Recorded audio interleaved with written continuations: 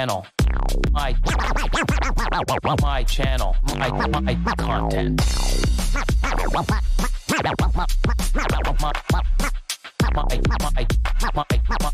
My channel, my content.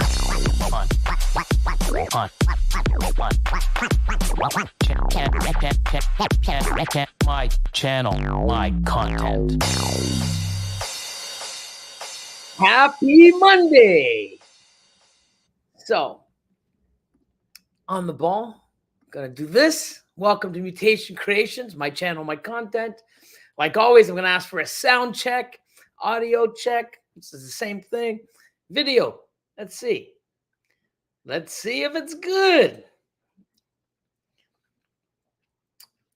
A little bit of a delay in the chat. And thumbs up. Snakes for the memories. Loud and clear. Brittany. All good from Dwight the Pie Man. Awesome. Solar Zano. Look at this. Scott and Jordan. Awesome. Awesome. Awesome. So, right back to the start. And Paul Seraphim from Seraphim Serpents. Happy Monday, all. Number one. Oh, James B. More Exotics. Billy in chat, what's up? How's everyone's Monday? Coming in at number two. And oh, Shannon just slid in there, number three. Hey, all, as always, working, but here listening. Hope you all have a wonderful week. Right back at you. Drive safe. Don't work too hard. Close. Fourth. Dwight the Pie Man. Happy birthday week. Oh, thanks. Appreciate it. Yeah, 2 more days. Wednesday, the 17th is my B-Day. Big 5-4. 54. So I don't feel 54 now. I feel great. So Sean in the house from SJS. Brian Boop and Snoots. Awesome. Thanks, guys. I appreciate it. Nikki's in the house. What's going on? I hope everyone here's having a great day. Awesome. Polymorph. Awesome. How you guys doing? Alex and Sab. McClure Hatcheries in the house. Look at everybody wishing everybody a great Monday, great week. That's what I love about all you awesome people. Oh, Brian's in the house. Heathen Hatchery. Thanks, my man. Thanks for popping in. I've been watching a lot of people. We had an expo here in Toronto, and I vended first time of the year. Awesome seeing a bunch of new people, old people, and the regulars. So it was great. Did all right. Happy to go. And I saw a bunch of people in Dallas, you know, everybody vending and socializing. Looks awesome. Looks great. Hope everyone had a great weekend and a safe weekend. Michael Duvall, what's up, everyone? Hope everyone had a good Monday. And my man, Ed. Good morning, Billy in chat. I hope you all had a great weekend cleaning out the last 3 mice bits. Yeah, because it's, 1 a.m. there? 1 a.m. You're trooper. So, Bill from Victory Lane, what's going on? Just building a bunny hutch. Cool. Are you raising bunnies to feed big animals? Or just, you know, you never know. Blue Zombies in the house. Banna's in the house. What's going on? Fred, my man. Hope all is well. Scott and Jordan. New York Powerballs. Slithery's in the house. What is going on, my man? Jessica. What's going on? David from Joy and Reptiles. Wolfgeist. Hey, how are you? Thanks to everyone who attended and vended the NRBE in Omaha yesterday. Yeah, there was a lot of different shows. I believe Brittany from Fire Baby, she was, I don't know if she did that show or another show, but I don't believe she did the Dallas one.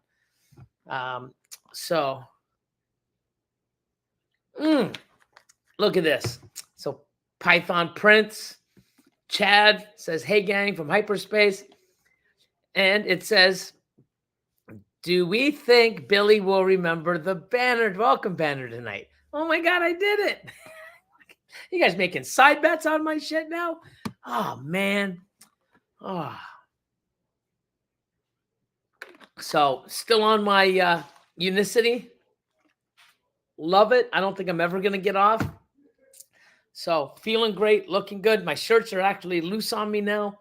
And no, I didn't really get it to lose much weight. I just wanted to eat a little bit better. But I am losing weight. Got back down to, a 36 waist instead of a 38, which was great. So now some of my clothes are fitting, even though I'm always in track pants and shorts working at the facility. But energy's through the roof. Haven't had a monster in over a month. I might have had 3 or 4 coffees in the last month instead of per day. Loving it, feeling great. So, and I know there's a lot of people, even Brittany. I know there's a lot of people that I know that have been on it. And, any feedback, let me know. But everyone that I have talked to on it is incredibly happy with it. I just wish I did it sooner. All that money I would have saved from all those damn monsters. Oh, but my health. Python Princess. I wish I could share pics here. Just finished drawing a snake that I'm tattooing on myself tonight. Holy shit, you're going to tattoo yourself? That's nuts. Well, at least, you're going to have the best, the best work done by the best artist, right? Half python, half Japanese serpent. Wow. That's cool. We got to put that up on your Instagram so we can check that out. Adam, what's going on? He's on the oops. So there's Adam on his regular account. And oh my God, he just magically transformed into benevolent reptiles. What's going on, my man? Pythonosaur. What's up, Billy, in the chat? Hope everyone had a great start to the week. Thanks, my man. Hope all is well. Didn't see you at the Expo. Unless you were there and I was just too damn busy. I don't know. But you should pass on by soon. Shoot the shit. Hope everything's going well, my man. And any topics you want to talk about or anything, questions, please put it in the chat and I'll get to it. So I'm going to be optimistic. Well, you were looking out for me and I did it. It's awesome. So Jolly in the house. What's up, party people? Solar Zeno. What's up, my man? Yeah, and a bunch of people are getting snakes. I think I should get confirmation later this week, if not next week, on the date. But it's going to be early March. Early March. Oh my God, early May. So 3 weeks from now, probably I'll be shipping everyone's animals out. I'm excited. Make some more space. Make happy people. Win-win. Look at that. Smash that like button. Speaking of smashing the like button, let me go here. And I am going to, because I've already shown you that one. I actually did it on my own. So thank you all. I'm going to do the Husbandry Pro. Going to take this one down. And I am going to put up Husbandry Pro. Well, it's on my screen. It's here. But I'm probably pointing the wrong way. So I'm going to do this. So I'm hold on. There we go. So I can't screw up. I'm going to hit one of them. So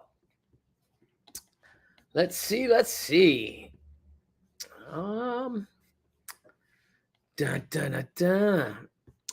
Everyone's here. Just trying to skip through some stuff so I'm not so far behind. Neurofy, what's going on? Glad you popped in. Look at that. He did it. Now I'm just skipping. Oh, Kevin's in the house. What's up, Sugar Skull?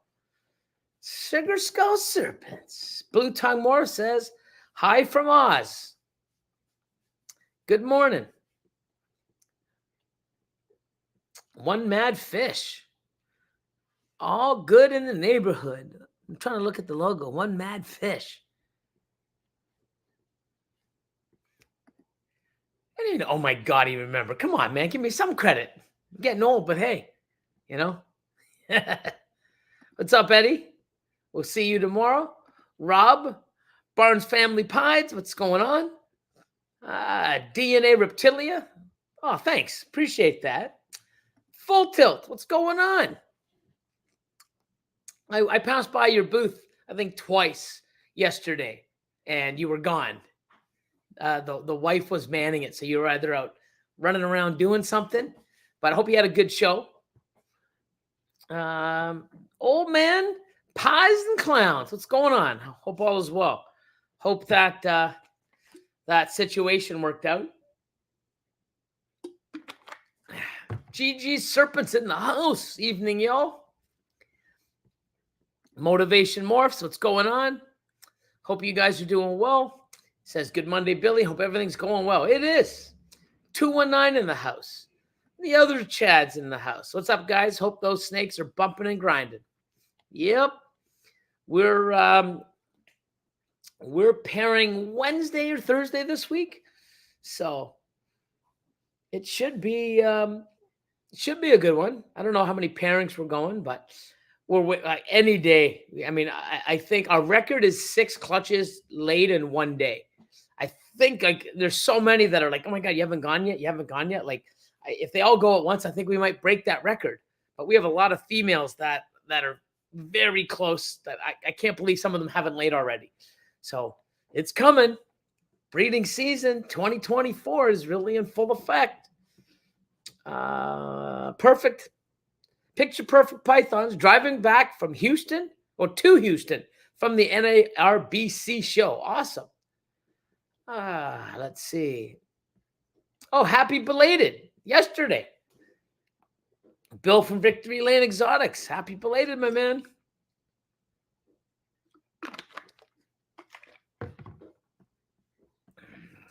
Massey Morph, what's going on? Primitive Morph says, hello, everybody. Happy Monday. I just got into Isopod this weekend. Awesome. Yeah, I got so many. I got involved with them probably over a year ago. All of these have isopods. All the geckos, all the ones behind me, this tank, the tree monitors, the Fiji iguanas, all of them have isopods and springtails, and we've been selling them. We got quite a bit. I think we have it probably goes up. My partner always gets more and more. He's a madman. He's amazing with it. Let's see.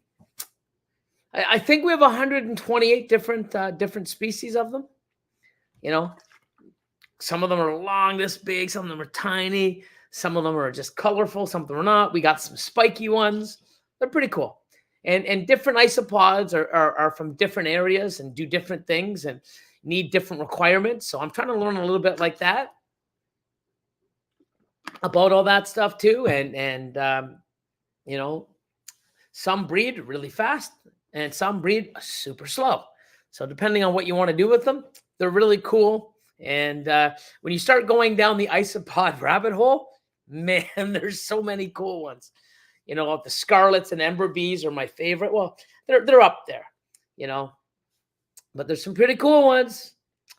So 24K Ball says, hello, Billy, in the chat from Denmark. I'm pretty sure DK is Denmark. If not, I screwed up, but hey, I hope everyone is good. Just got my second child last night. Awesome. Or last Friday.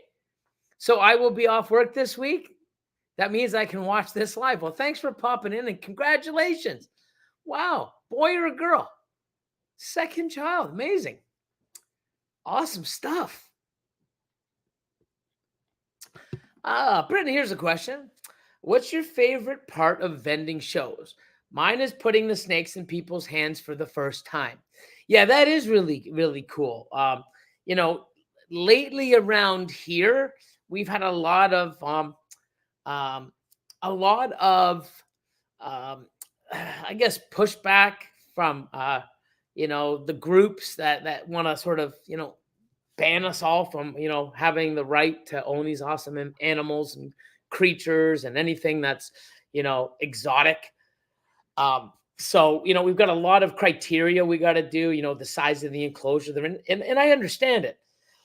But one thing that we really got to watch, where we can't really do like we used to, and if we do, we got to be very careful with that. Is and it sucks because so many kids, hi, can I hold the snake? And it's like, at this point, we can't, sorry.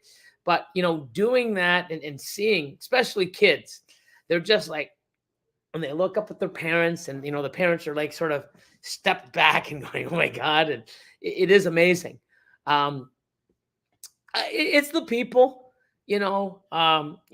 chatting, seeing what's going on, especially seeing people you haven't seen. I saw somebody that I haven't seen in, let's see, they came up to me and they said, I don't know if you remember me. I'm like, yeah, your face looks familiar. And I'm like, probably like, 2-3 years ago, CRBE. He goes, no, even before that. I didn't go to that, but even before that.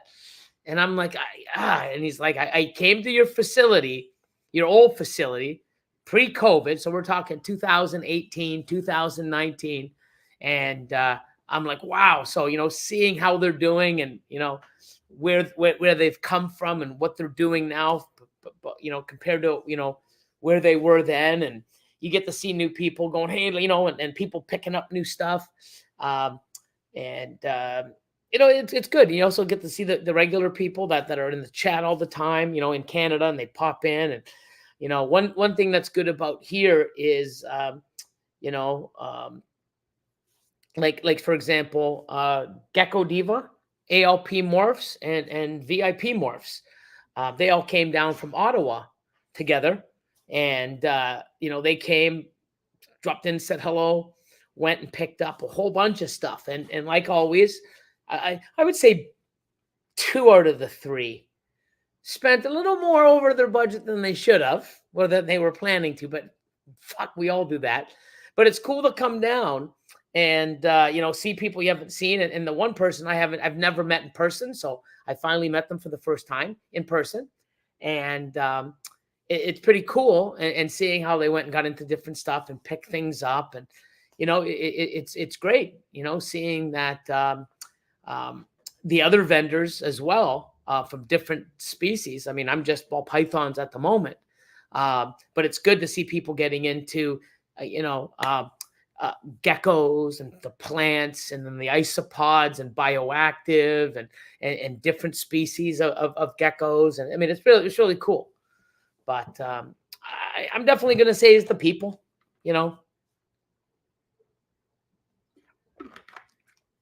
Oh, Kurt, man, appreciate it. I'm feeling healthy, man. I'm glad I look it.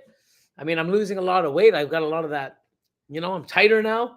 So another 2 weeks or so. Next month, I'm going to start getting into working out.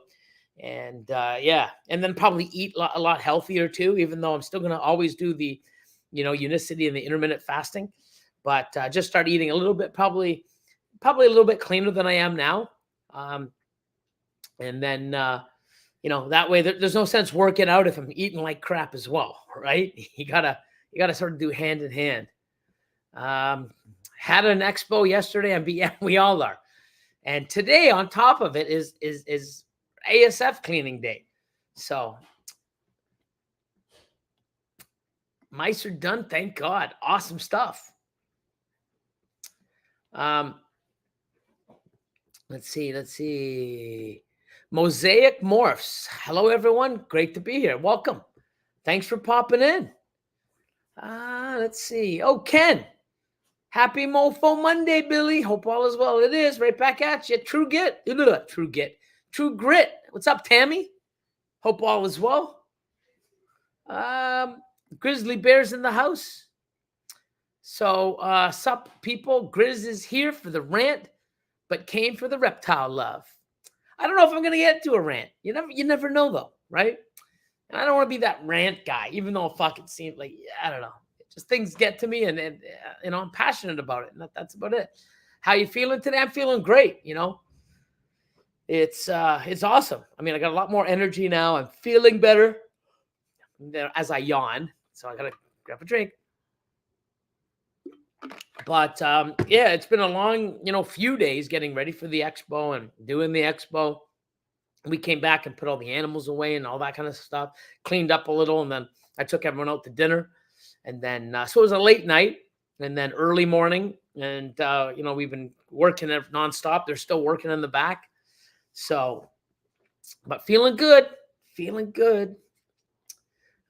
Steve says, how's it going, everyone? I got my first clutch today. Very excited. Congrats. It's awesome.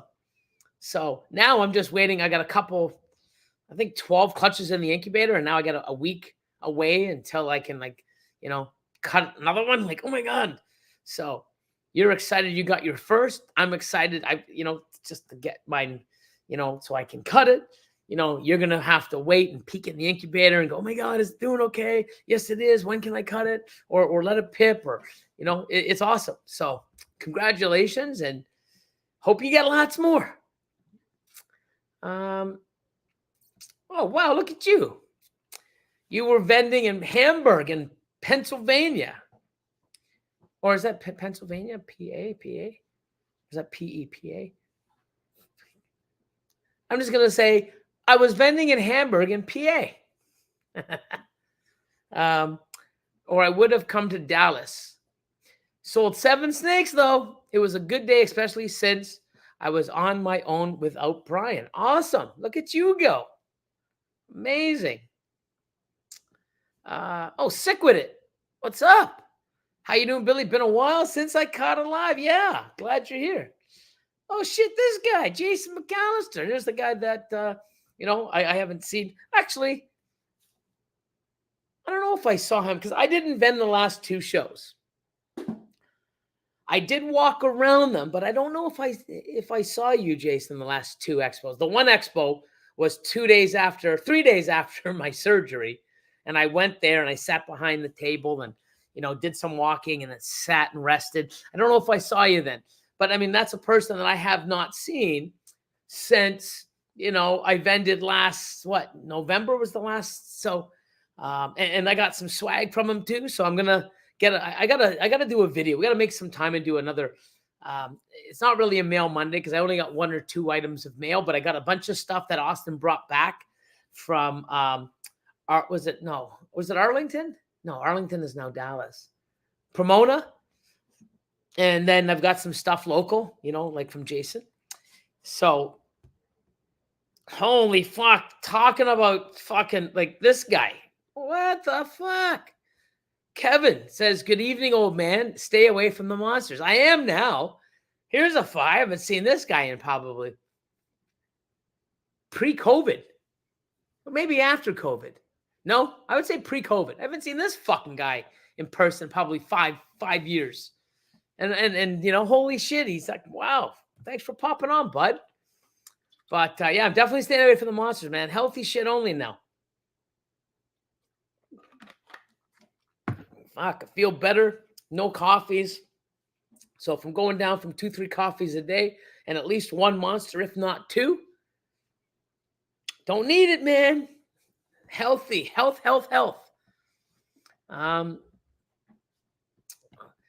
Hugh says, happy Monday. Billy, great to see you having fun and looking healthy yesterday. Thank you.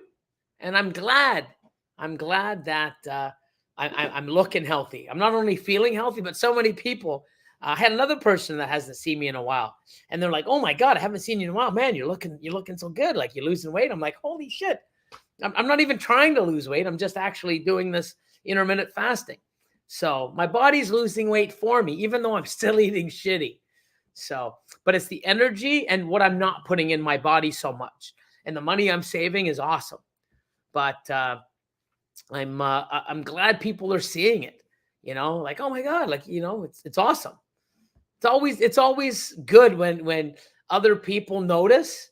It makes you keep going, if you have any doubts, like, I don't know. But anyways, let's see who else is here. So Pythonosaurus says, sorry, I missed the expo at an open house. Always fucking working, man. Grinding always.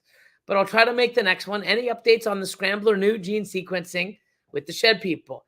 No, but I know Mark Mandick from Marcus Jane sent in a bunch. I don't know where they are on it. I've been collecting all mine. So I actually have Scrambler that is Scrambler.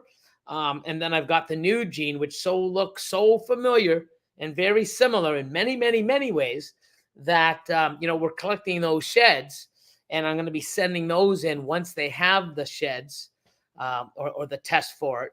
But I am still sending in the ones that I know are scramblers so that they have more samples. So, no shit, I just talked about you. What's going on, Gerald? VIP in the house.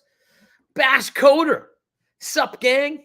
Great video today. And I love it. I love your little reels, man. You're fucking killing it.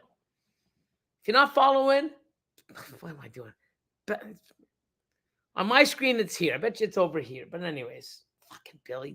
Why do I even point? I just say it. But follow Bash Coder Reptiles. Actually, everybody in here should be following each other. That's what you should be doing. Let's see. Stan, what's going on? You so Sea of Serpents Morphs says, good evening, Billy. 100. Oh, I think that's I don't know, my eyes. Hope all is well, brother, and hope everyone's having a great season. Look at everyone. On that note, and message me this week. We'll chat. Go for Coco. Change this to hit that damn like button. And let's see.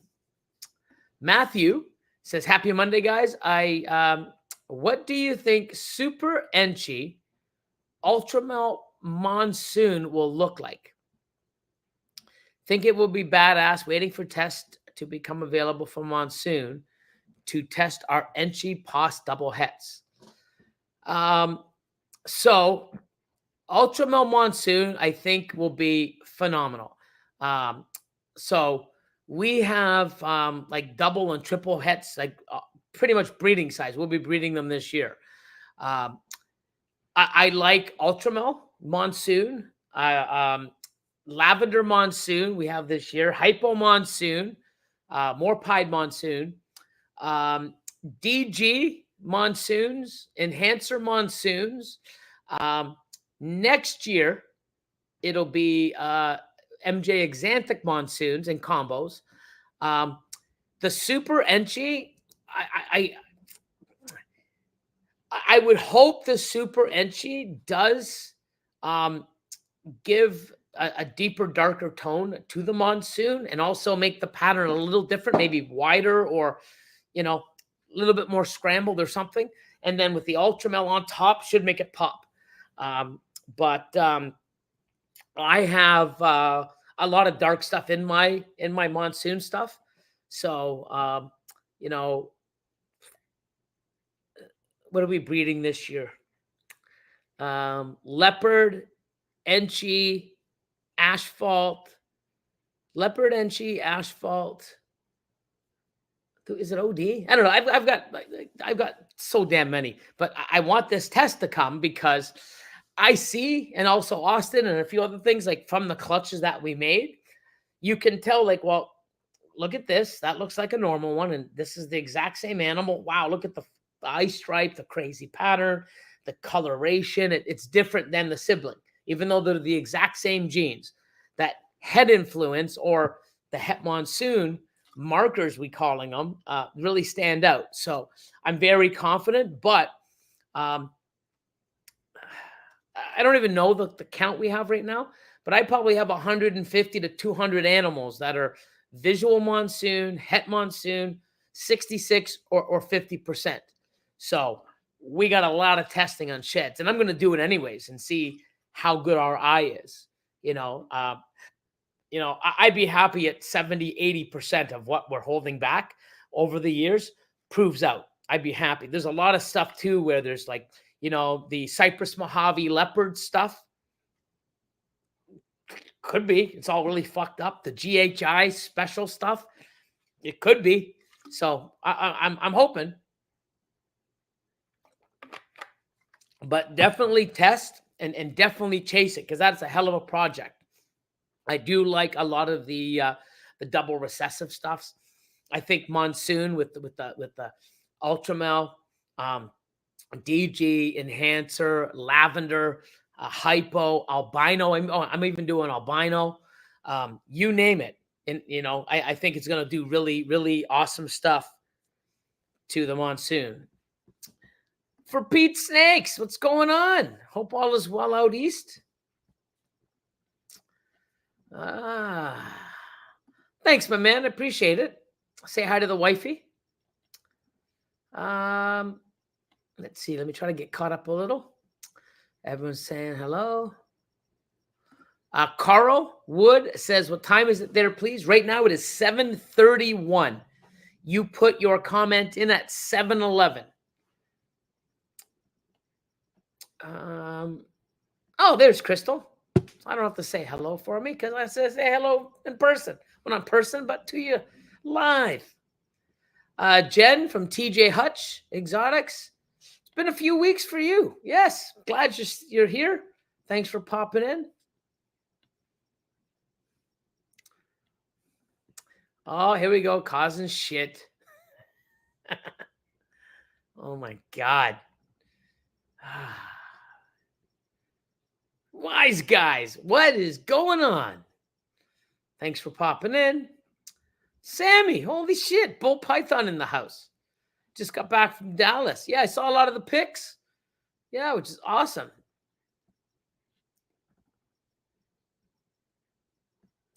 Primitive Morph says, yeah, I want my 24 gecko cage to be bioactive. Bioactive. Yeah, it's a new way. It's not bioactive, it's bioactive. It's sort of somewhere in the middle. No. Bioactive. So growing my stock slowly but surely. Awesome. Yeah. I mean, you still got to look at these guys. Hold on.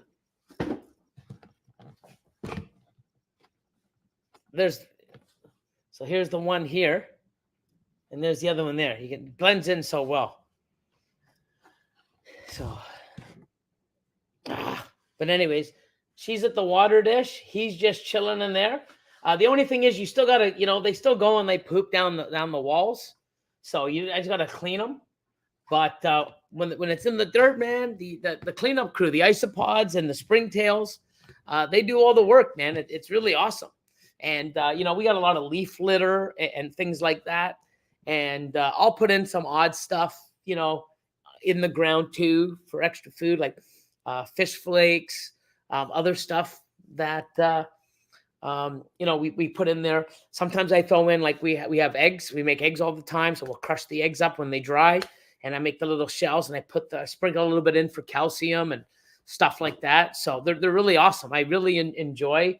And the isopods that are in there, I got dairy cows and papayas and what do I have over there? Gestroys. So, a lot of different ones. The only thing that does suck is when you are doing it, when like we use the water dish, we have it a little higher. I am going to get them where they're a little higher up, where they can get to it off the log. Because some of the you go to the water dish and you have 4 or 5 isopods, just like think they're swimming. No, they're just drowned. Like, why are you going in? So let's see. Oh, look at this. Right now, we are waiting on 10 girls to lay and 26 more building. Awesome. Good stuff. Ken says, I have 8 females off food waiting to lay. If they go the same day, it's going to be crazy over here. Yeah.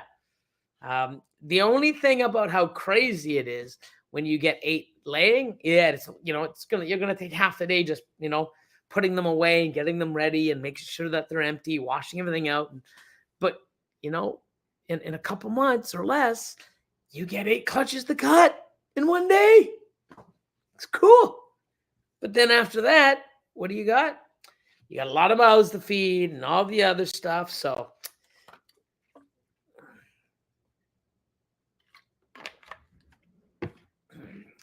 we have spiky ties. That's one of the ones we have.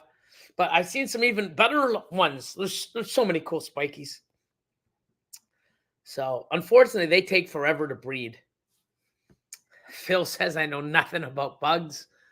Oh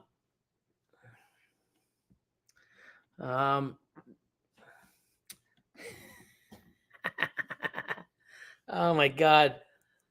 Wise guy said, I went down that isopod hole fast myself. They're so cool. So, Jeremy, what's going on, my man? Bod's Exotics in the house. Let's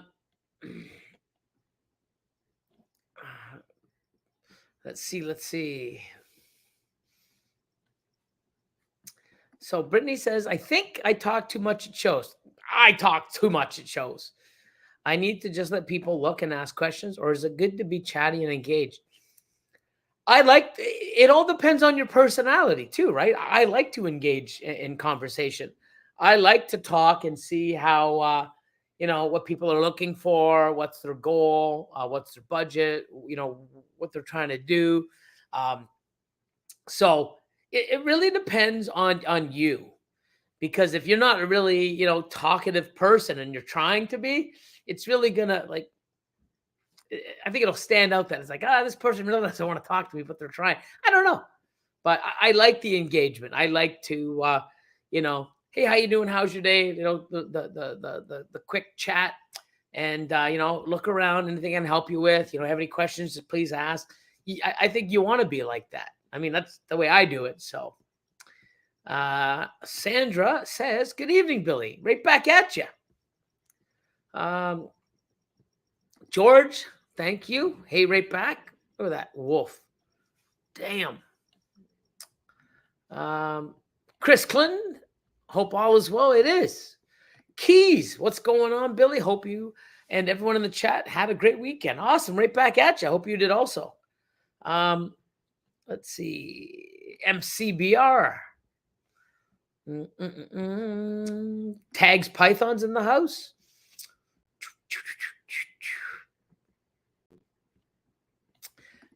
Oh, it is Denmark. Good. Thanks, Billy. A boy. Wow. Congratulations. Second time in my life, I was happy about a 1-egg clutch, even when it was a male. There you go. Awesome stuff. Congratulations. Hope, the wife and the new boy, the new boy are doing well. Oh my God. Steven in the house. Conduit constrictors. 15 snakes gravid. Super excited. Look at you guys go. Second year, going to kill it. Let's see. Matt, what's going on, man? What the hell kind of photo is that? Change your avatar. Jeez, man. I don't know. I'm not even going to look anymore. That's sort of spooky. Oh, thanks, Sandra. It was nice to meet you yesterday. Wonderful to see you live in Austin. Thanks for all the help. You are very welcome. Merging Morphs. Vended my first NIRBC this weekend, and my car ended up getting... Oh, yours was the one. Wow. My car ended up getting stolen from my hotel parking lot. Had to catch an Uber to vend the show. Somebody posted, be careful. I don't know where it was. It was Instagram or Facebook or one of the chat groups. Says, hey, everybody, vending, be careful. My buddy got their fucking car stolen from the hotel. My God. Shitty, man. Hope nothing valuable or irreplaceable wasn't in the vehicle.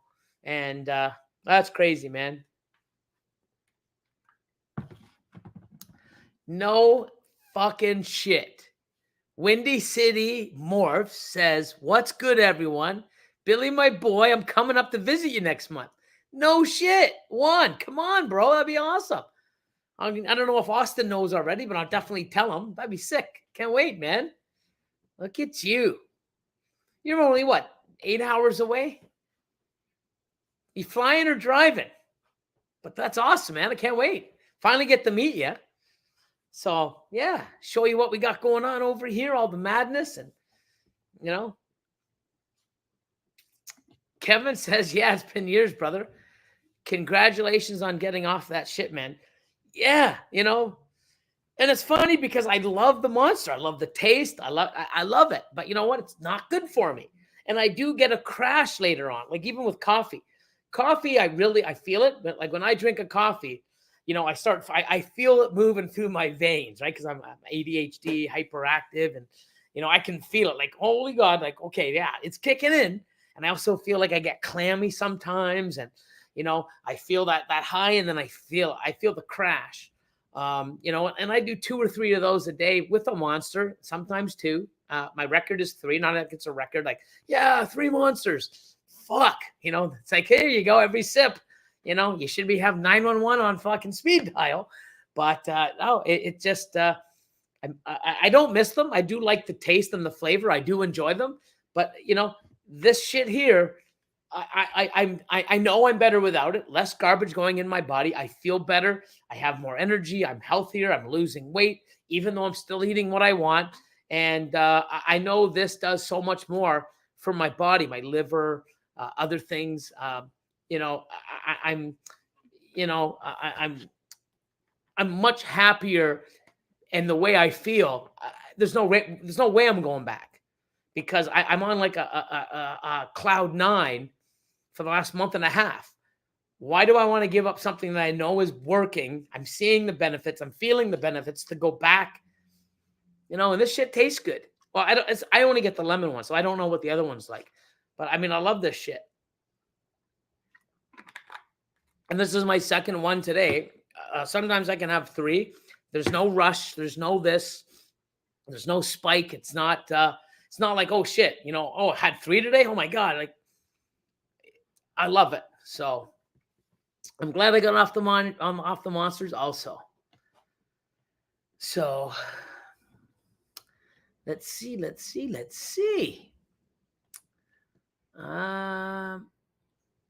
So Python Prince says, I have 2 female, high OD, het pied, and VPI. 1 female, pied, asphalt, pastel. I want to add clown and DG. Should I do clown and DG with hets? 2 all, or 1 clown, 2 het? Okay. I have 2 female, high OD, het pied, and a VPI. Female. So the way you have a VPI. So 2 female, 1 female. Okay, so I think you have 3 females. The way you word it, no. So 3 females, high OD, het pied, a VPI, and a pied asphalt pastel. I want to add clown and DG. So what I would do is I would slow down. Like right now, you got pied, VPI, and then pied. Okay. You want to add clown and DG. That's 4 recessives. I would take. I would not recommend to go clown and DG when you need to get up your VPI and pied game. And this is something like, I'm trying to teach on the Patreon, and I've got, it's tough, because if you only got 3 females and you're going to add 2, if I'm in pied, and say I'm in pied and VPI exanthic, I want at least 3 males and 15 females just for those 2 projects. If I want to get into clown and DG, then I'm going to go clown DG at once, or I'm going to go clowns and add, like, is this very tough, and you got to work within a budget, and it's, I can't really give advice on this, because I got to see what your end goal is, how much you want to spend. So it's tough for me to answer. But instead of having, I got clown, I got pied, I got Ultramel, I got this, and 1-to-1, 1-to-2, no. Like, let me just do this right now, okay? And I'll show you. So I'm going on.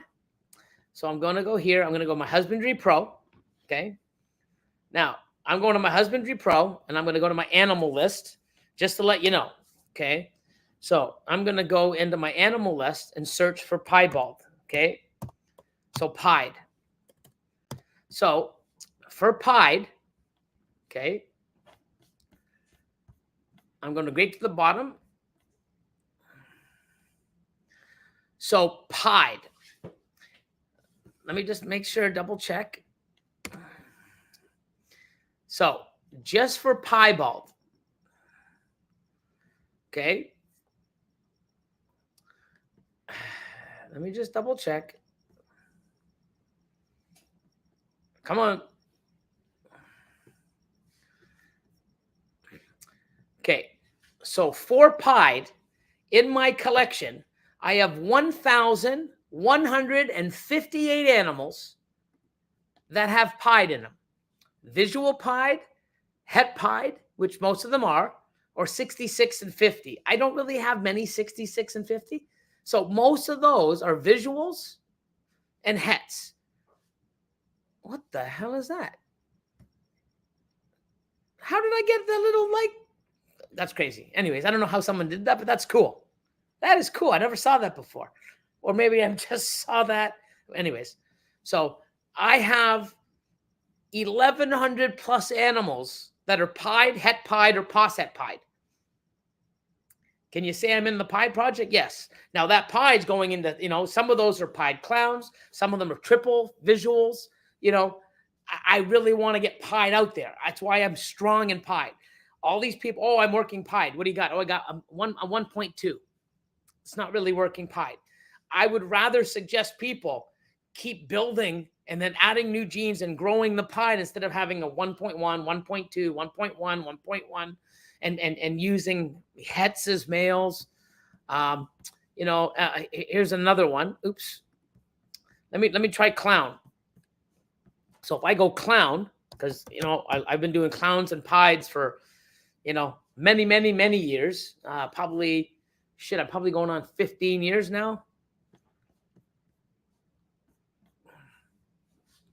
So my clown, I have 1,384 now. Okay. Last year, they were 500, 600, 700. Okay. I purchased more. Also, I created a lot. So these are with all my hatchlings put in. So a lot of it's for sale too. So it's not all holy, but a lot of them are clown pieds. I've got clown pied visuals and, 2, 3, 4 gene, hypo clown het pieds. So build a base of, don't try to go with, oh, I got this, that. Try to build it strong. I hope this makes sense, but it's without knowing your budget, what you want to do. But I would go a lot stronger because, in some of your, I don't see any Enchi in your pieds. Enchi and pied is great. So I don't know. Hope that helps a little. I don't know. Good evening, Zivs. What's going on? Crystal, Blakers, Jordan, what's going on? Socio Serpents in the house. How you doing?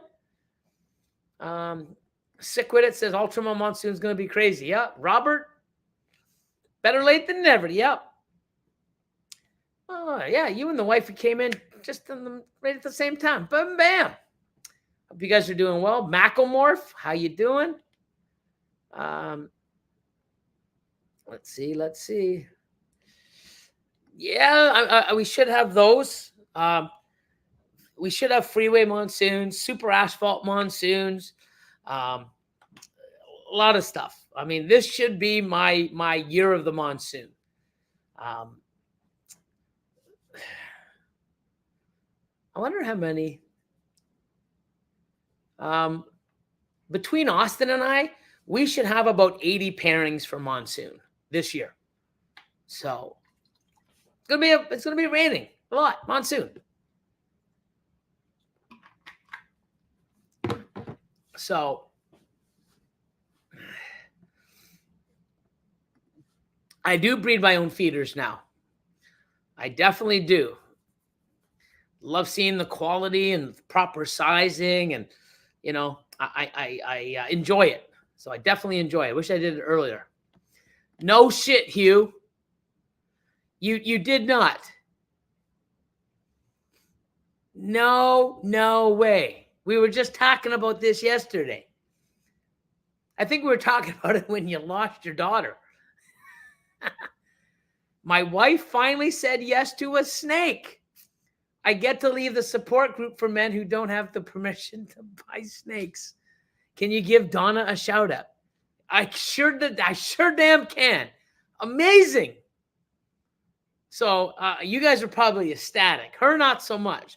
But when she sees how happy it makes you both, and maybe she'll warm up to enjoying them, maybe. But I mean, just that first step is awesome. So congratulations, Donna, you rock. They are amazing animals, and I hope that you can, maybe come around and maybe enjoy them like we all do, or let them enjoy, and all of us enjoy, and you can sit back and just support, which is just as cool.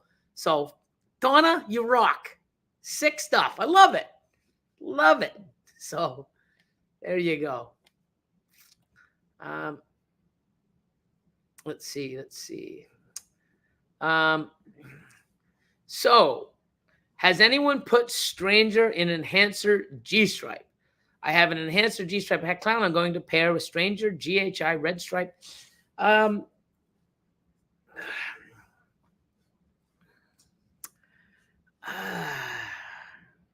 I have acid in my Enhancer G-Stripe Clown stuff.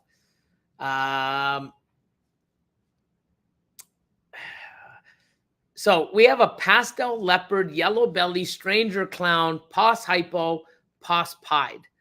And we just cut his first clutch to make some, crazy double head Ultramel clown combos. And two of them I got with Stranger in them. So 3-4 Gene Stranger double het combos. I don't know if I put them to some of my Enhancer G-Stripe Het Clowns or not. I'm not sure. I'd have to look. But I do like that direction. But I'm also the clown, right? So have Enhancer G-Stripe Het Clown I'm going to pair with the Stranger. Yeah, I definitely...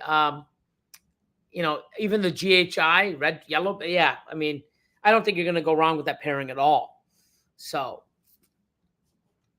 Joe, what's going on? What's up, everybody? How's it going, Billy? It was good to hang out yesterday for the day. Yeah. And thanks for a lot of the help in the morning. It's much appreciated. And yeah, so I heard Austin gave you a good surprise at the end. So that is awesome. It's always good to be safe and sorry. And I hope it works out for you. That'll be amazing. So, now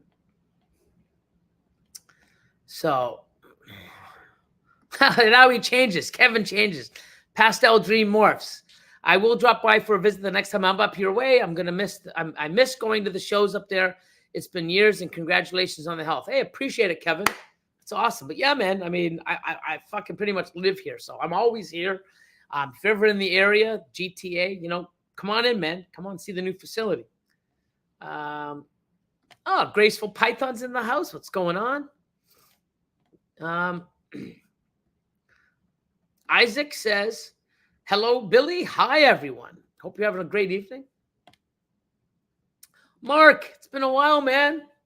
Hope the firefighting isn't, getting the best of you. Hope you're safe and doing well.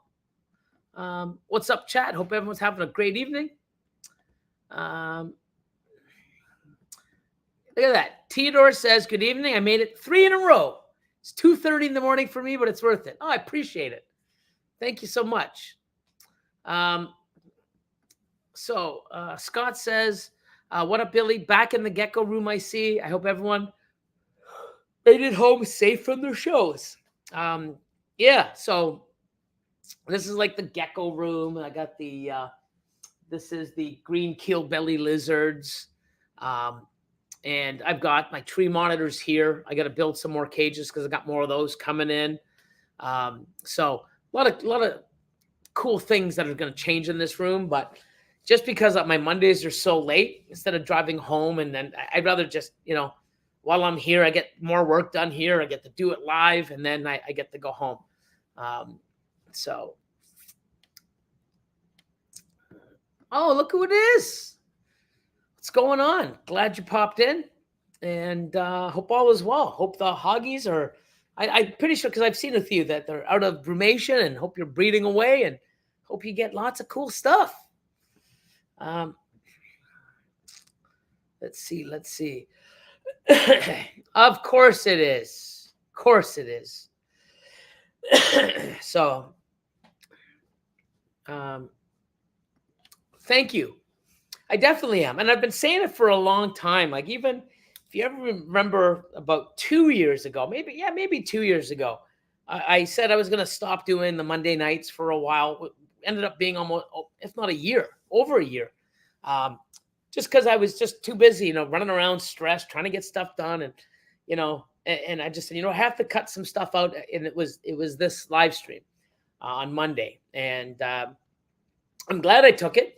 And because I did get caught up and I got focused and I did get a few things, but I did a lot of other things too. But watching what I eat and what I consume and everyone's like, dude, I don't know how you can drink fucking 1 or 2 Monsters a day, man. That stuff's gonna kill you. I hear it. I hear other people's like, yeah, my buddy, used to do this and fuck, he had a seizure, had a heart attack, and fucking had a stroke, and maybe it's not part of that, but I guarantee it probably could be a part of that.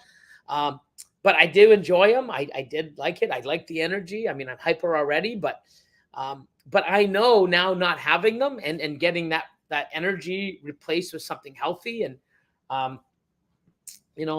once I got that surgery, finally, my hernia surgery a month and a half ago, now it's like, hey, man, I don't want to feel bad. I don't want my body not, like once I turned 50, my eyesight started, I had to wear glasses. Then I got a hernia. Then I'm like, wow, carrying extra weight. I feel it. I'm more sluggish. Oh, have a Monster, fuck. That's how I was dealing with it. But that wasn't being sluggish, wasn't helping me because I was putting shit in my body that actually, I'm going up and down like a yo-yo. Not good for you. Not good. So now I'm really concentrating on my health, and I'm glad, and I'm much happier. And, start working out and getting even better, results and starting to eat healthier because I'm working out, because I can't just work out and eat the same way I've been eating now and get any good results. So I'm going to do things slowly and properly, but I got this. PMP, what's going on? Thanks for popping in. Richie's Recessives chat. Ultrasound question. Can you see slugs when you ultrasound? Yes. I was checking out a girl last night and she measured 30 mil and they're obvious. But then between the good ones, I see some other little ones.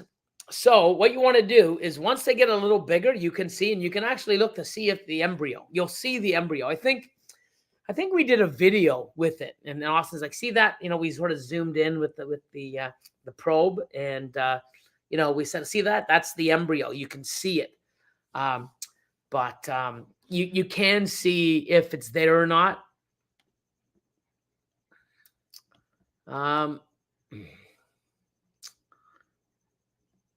So Forward Motion says there's a ton of benefits to being streamlined in each project versus being all over the place. 120,000%. At least I believe that. And I've been all over the place too.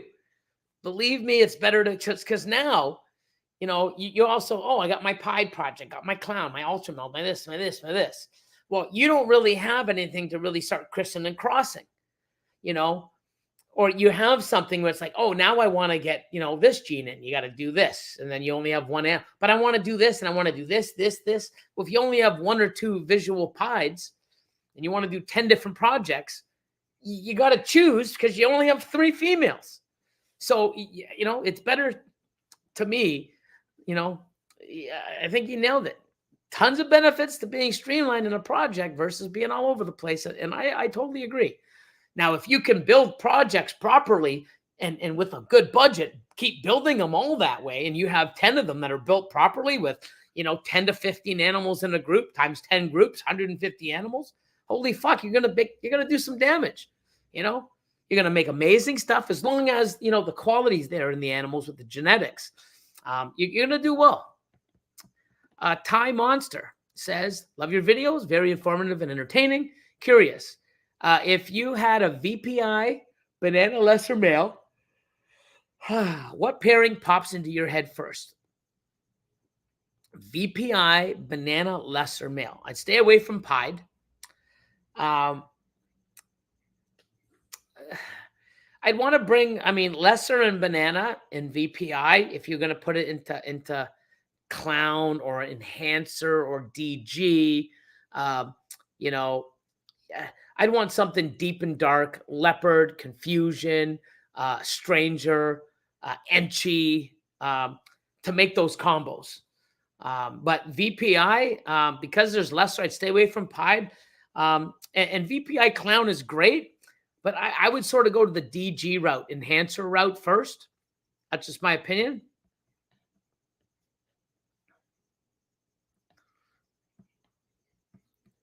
Oh, no, you're fucking with me.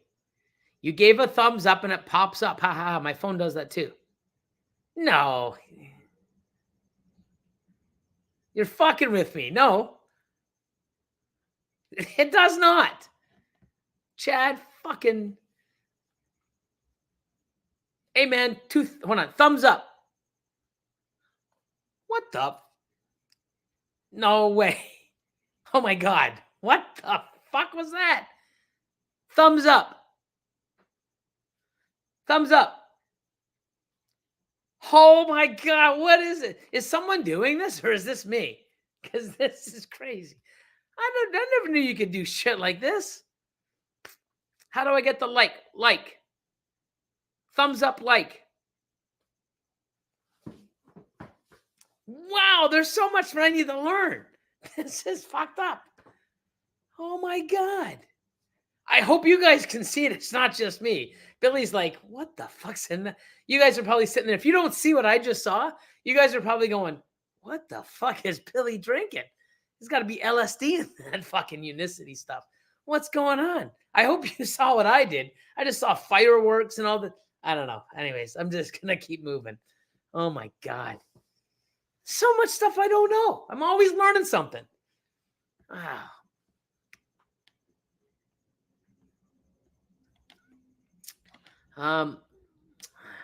Forbidden Balls. Hung. Hi, Billy. I'm from Vietnam. Oh, thanks for popping in. Late to the party. But that's okay, Justin. Better late than never. Sloan Morphs. No, they didn't. Nate jumped the gun. It was a Monsoon, just wasn't Lav. It was on its side, and he got so excited because if you look at a Monsoon, it's really dark on the dorsal and down, and then if you look at the side, it gets lighter, and then the belly, it's like it blends into the white belly. So he was so excited, but we've done it too, where we've cut eggs. It's like, oh my God, it's there. And then it comes out of the egg, and it's like, no, but because we're so excited, right? But the expression on that kid's face when he that's what this is all about. Because I'd do the same fucking thing. I think I'd be even more excited than he was. But he was ecstatic. He couldn't even talk. He's shaking. That's why this is such an amazing hobby, because it's awesome. So, Endless Morphs, what's up? Let's see. Later, Matt.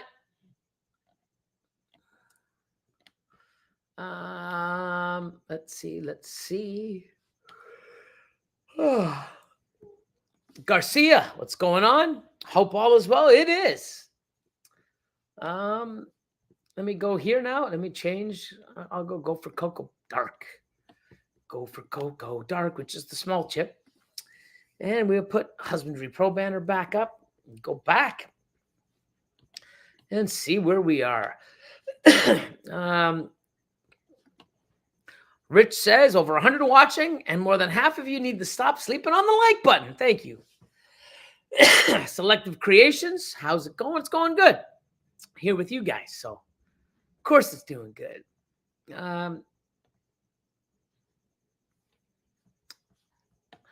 If I add all my recessive projects together, that's one project. Yes.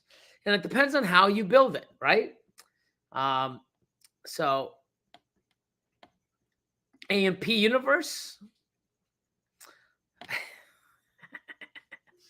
Happy Monday, everyone. Hope it's as smooth as Billy's head. So Let's see. I'm just trying to get caught up. Oh, the thumbs up thing is an Apple thing. It will also do the thumbs down. Well, I can't be doing thumbs down. Thumbs up. Thumbs up. Thumbs up. What the fuck? It doesn't work. When does it work? It only works when you don't want to work. How about like Borat? High five. If I saw a fucking hand come at me, it'd be over. I'd be doing it every minute. High five. Nope. Oh well, we gotta fuck around with it and figure it out. I'm not gonna scream out the EAD. You know, that'd be crazy. EAD, Chad, and these big things come at you, right? No. Anyways, the fireworks are awesome. So you guys did see it. Laugh my ass off. Yeah, we saw the firework. Okay, so it's not just me tripping out. Because you guys, imagine if you guys didn't see that. You'd be like, what the fuck is Billy talking about? That guy's fucking loony. Holy shit. Billy, hey, Billy, fireworks, thumbs up, background acquired. Oh my God. I'll make a heart with your hands. Heart. Holy fuck. Oh, I'm not going to say the EAD one because that might just pop. Wow. Heart. Cool. What happens if I just say heart? Heart. No. Heart. Crazy. Thumbs up. Crazy. Ooh, psychedelic. It's crazy. I gotta figure out what else we can do. Fire breathing dragon.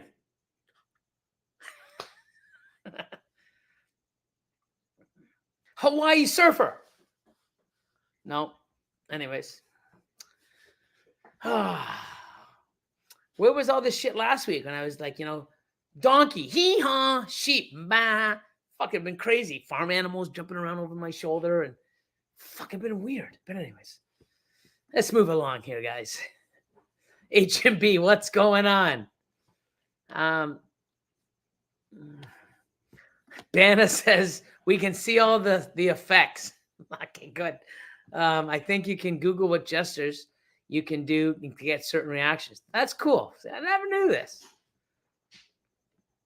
Riding with Randolph says, good to be back. Cheers. Awesome. Thanks for popping in. Holly, what is going on?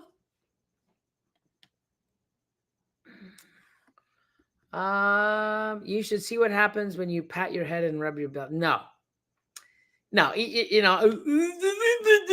like an idiot. No, I do a good enough job without doing that. Okay. So, my God.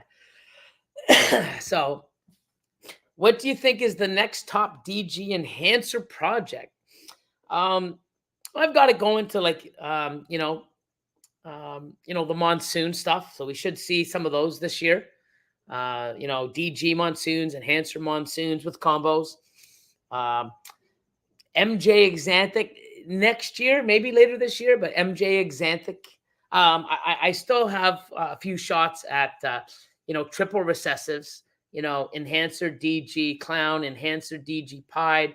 Sorry, not enhancer DG, sorry. Enhancer clown pied. DG clown pied combos. I have VPI Exanthic, enhancer genetic stripes. What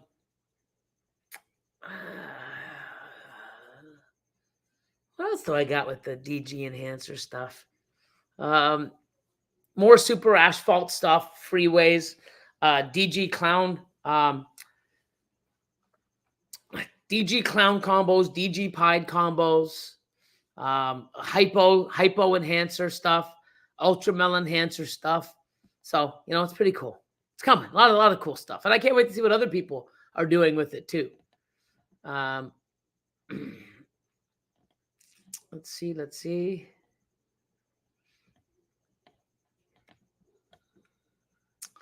I'm just trying to get caught up. Actually, I'm pretty caught up, man. 808. This is good. So I bought these Inkbird thermostats because Bomb Project, we're talking about them. I got an app on my phone. It tells me everything each thermostat is doing. Yes. So how do you like them, Banner asks. So far, just plug them in today. So yeah, let us know on that. That's actually good. But I mean, I've never used them, but I know a lot of people have, and they're liking them so far. And KG, I'm sure if he's used them, and I know he likes them. It's got to be something to them.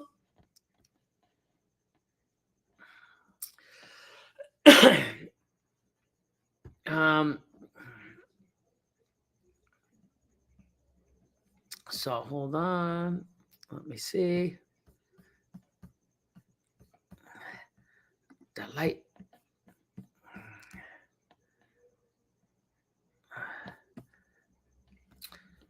So right now, I have 4,052 animals in my collection.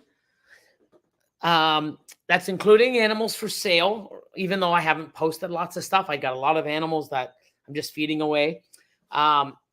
So I would probably add another 100, 150 that I haven't labeled because they're just like 3, 4, 5, 6 gene, possible this, that. We haven't labeled them, so they're not in the system because we don't know what to call them. So 4,100 animals, 41, 42. That was to this. How many breeding animals do you work with? So breeders, let's see. Without Austin's, I'm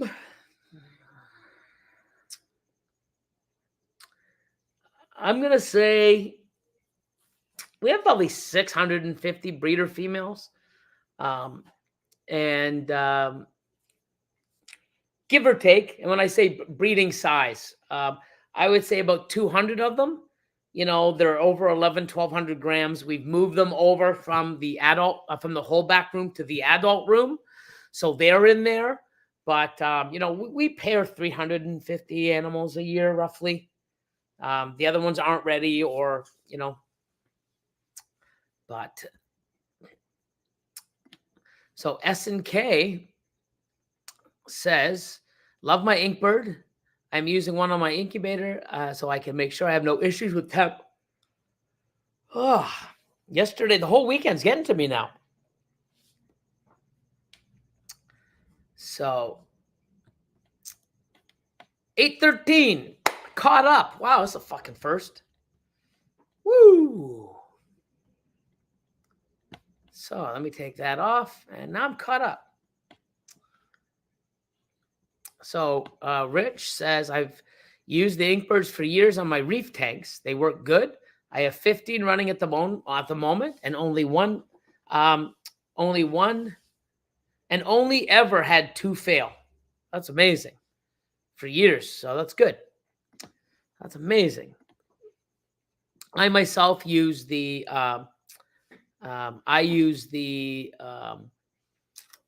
Herpstat spider webs, Herpstat 2s.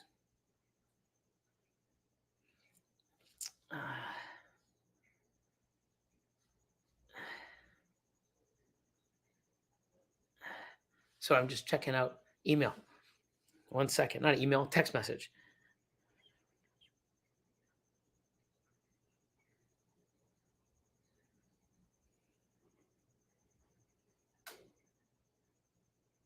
Let me get back to him on that. So,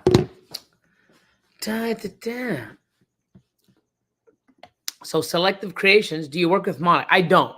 I'm an Ultramel guy. And one of the reasons is I just like, same reason why I like Enhancer over DG. I have both, but I prefer the Enhancer. The Ultramel, I love the oranges, the peaches, the bright, the contrast. Like I like it. compared to the deeper that the Monarch does. And like I said, I don't even think they're very similar. It's like, to me, they're two different genes that shouldn't even be like, they don't even look remotely close. The color palette is way off. So I prefer the look. Now, I know that there's going to be some animals that Monarch does that with certain combos, that's like, holy Christ, I couldn't make those with the Ultramel because the color palette's different. But I really like what the Ultramel does and how it ages. So down the road, you never know. So,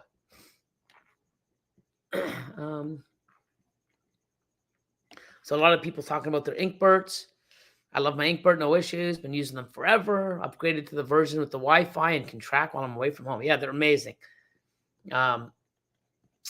So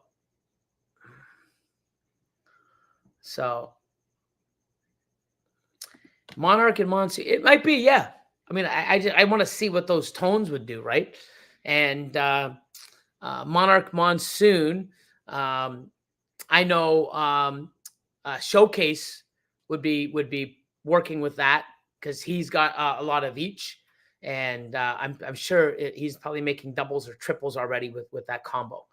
So if anyone's gonna hit it, I'm gonna put my money on him to make Monarch Monsoon shit. So pay attention to Showcase Serpents, and you'll see this, before probably anyone. Pretty sure there's a lot of people out there working with both, but his comes to mind right off the hop. So, Ultramel over Monarch any day. Monarch kills the variety of color that Ultramel will provide. Yeah, but if you're not, like, I know people that just like the blackhead, confusion, acid, strange, like they love that stuff. I don't know if I said blackhead, but yeah, all that dark stuff, right? That stuff with Monarch, is going to be a different palette, So all depends on what your taste and preference are, right? I don't know if they have. I think they have, and people just made double hets, but so all the lights are going out. Did you get special into your lightning stock yet? I think my lightning pied is pregnant from that special asphalt enchi pos het pied I got from you. Yeah, so I bred my crystal double het Monsoon pied female to a lightning pied last year. So I've got special pied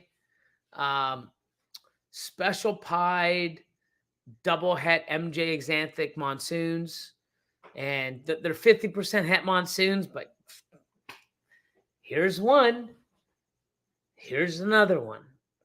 They're both the exact same genes. Well, why is this one crazy? And because that's het Monsoon.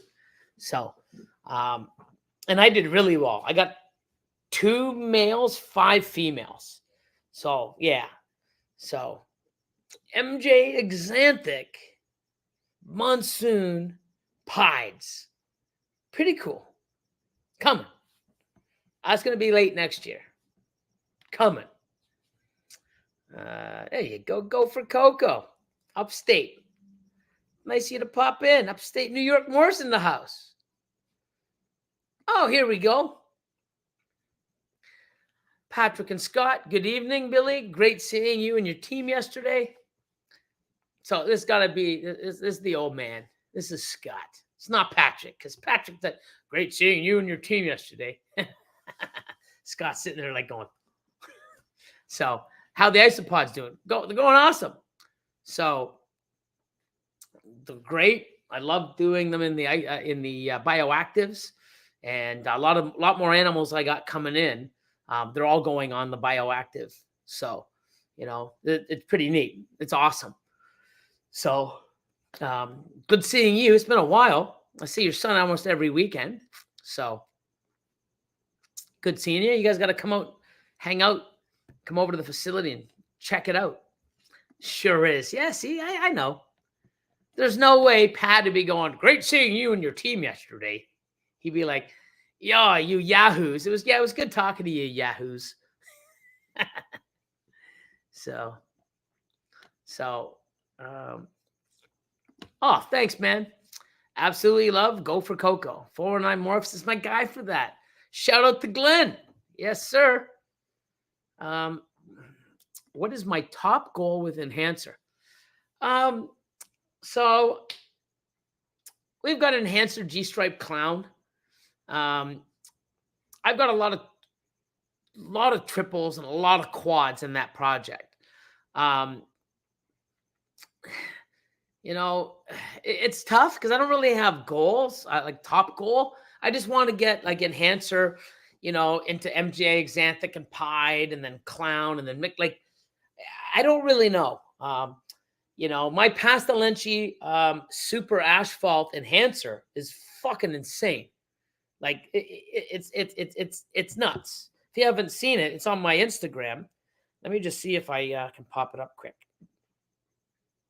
Like Pastalenci Super Asphalt Enhancer. And that's not like look at the color of my watch. Okay, like it's not enhanced. Like this thing here, that's the fucking color of it. It's so you're seeing it. There you go. So you're seeing it fucking.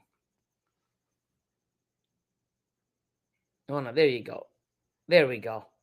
Like the thing it's absolutely nuts. The enhancer, and it's just gonna get brighter and better as it ages. So I'm happy. But I really love the enhancer stuff. So it's going into my freeway. It's going to the Clown Pieds, G-Stripe Clown, G-Stripe Pied stuff, and enhancer G-Stripe Clown Pieds and enhancers and VPI Xanthic and also DG. It's going into Monsoon. It's everywhere. So relax. Yeah, this guy. Hold on.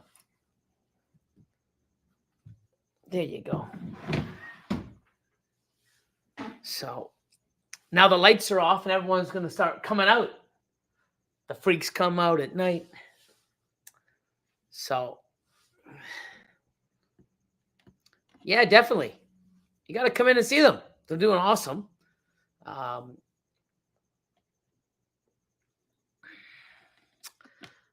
Do you see any vision for enhancer into gravel jeans like paint? Gravel jeans. You mean granite jeans, I believe. I mean gravel is different than paint. Paint, Sentinel. It could. I mean, I don't know who's working much with it. I have some paint stuff and het paint. I think that's what they call it. I'm not sure. Or paint and super paint. So I have some stuff. I haven't really done much with it, but it depends. Like I don't have a vision of that because I don't really work with that. But I mean, I've seen some amazing Sentinel stuff, which is very similar, I believe, to paint and super paint. And I mean, yeah, I mean, I would take it there with some other stuff that like sky's the limit. What's up? Charlie's in the house. What's going on? I am not into sand boas, regular boas, but yeah, not sand boas. I did have them 30, 28, 29, 30 years ago. I had some sand boas. I had everything, a bunch of everything. And then I got rid of it all to reinvest into ball pythons and keep growing. So, but yeah, let's change the banner. Change the banner. Hit the like. Come on, people, got half an hour. ARS caging. So, but yeah. But besides that, we're gonna be a lot of stuff. Austin and I have been talking about, and a lot of different things on the go, or at least we're starting to getting into and planning and talking about. And, a lot of that will have to do on how the season goes. But right now, it's looking incredible. And yeah, it seems like now that the year's really, I'm really excited for it. One, my surgery was done. I'm feeling great on the Unicity. Um, so that has really, sparked me. My very first expo was yesterday. So hey, now I'm back into, wow, it's great. In 3 weeks, I got my first shipment to the U.S. And within probably the next month and a half, I've got my shipment going into Europe. So that's great. I got animals coming in, the breeding, and it seems like now it's like, okay, now we're right into this again. So for the next 6-7 months, it's just keep going and nuts and going, and it's going to be awesome. And we're doing a lot. I got some awesome people helping me with the Patreon now, so we're going to be doing more sort of like demonstrations where there's video and graphs and charts, and we're going to have like a glossary as well for some of the words or some of the terminology that we use, so it can break it down. And a lot of stuff that I'm seeing people don't know, and many people that want to take this into a business or a hobby that's actually doing well and self-supportive and actually making a profit. There's things that you got to know. There's things that you have to do. And, and if you're not, unfortunately, you're not going to do well. And when you do find out that you've been doing it wrong, you've wasted all that time and you got to start over, and it sucks. And, I still see people sending me lists and I'm like, wow, like it's all wrong. And it's crazy, you know, people going, oh, I did this and I did that. And it's like, yeah, but you didn't do that. Yeah, I did. It's like, well, you got to take away this and that and that. And, there's a lot of things.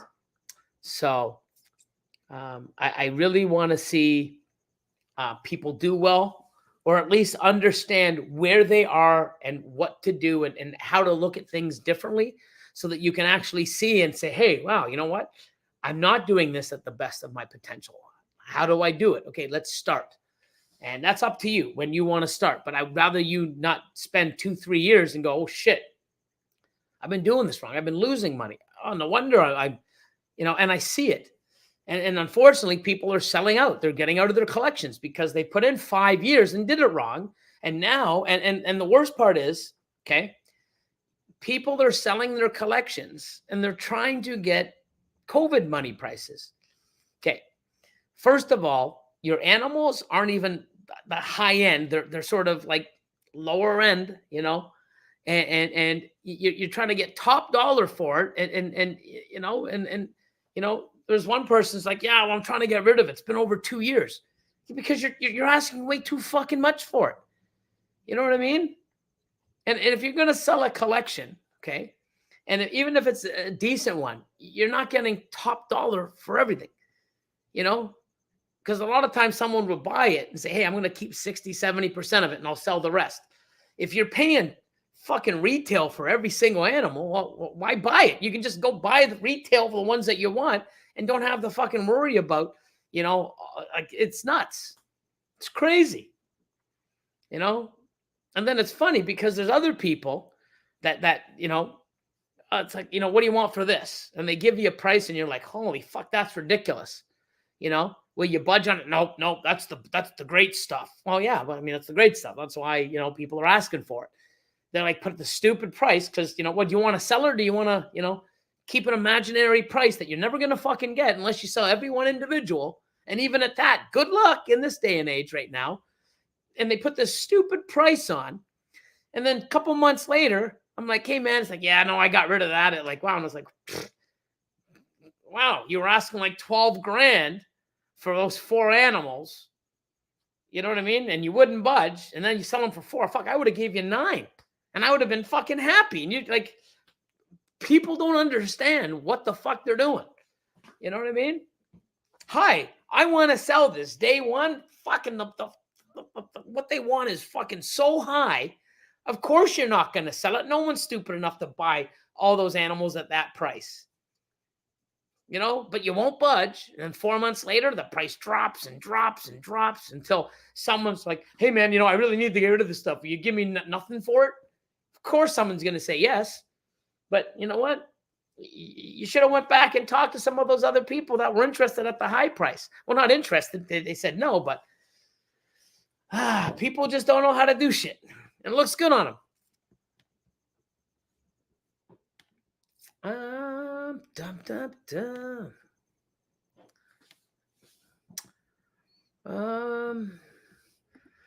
That's a good one. I want to do it in the US. Like, I mean, I got to get my papers. That's another thing that I've been working on to get into the United States now. I can go anywhere else in the world but the United States because of something stupid 34 years ago now. Like, ridiculous. But anyways, I'm probably going to do something. The only thing is for people to travel here and we can coordinate it. I'll talk to my everybody on Patreon and say, hey, what's a good day? Maybe we can do something. But I don't want to do it at the CRB, even though a lot of people come in at the CRB, because I don't really have a chance to really. I mean, it's go, go, go, and it's a very crazy weekend. So I'd rather have it where we can actually enjoy and talk, and I'm gonna figure something out. Definitely. Oh, Virgil, what's going on, my man? Hope all is well.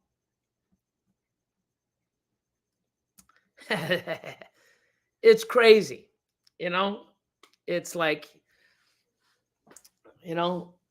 if you did it right, you probably wouldn't be selling. But you didn't. Guess what? You're not getting what you fucking paid. Not even remotely close. It is what it is. So, hey, that's all it is. So, oh, look at this. Just opened the rack and just got a confirmed lock. Spot nose leopard het clown times Enchi leopard spot nose het clown. Fingers crossed for an Enchi Powerball Batman. Yeah, you can definitely hit it with that. Our pairings this week.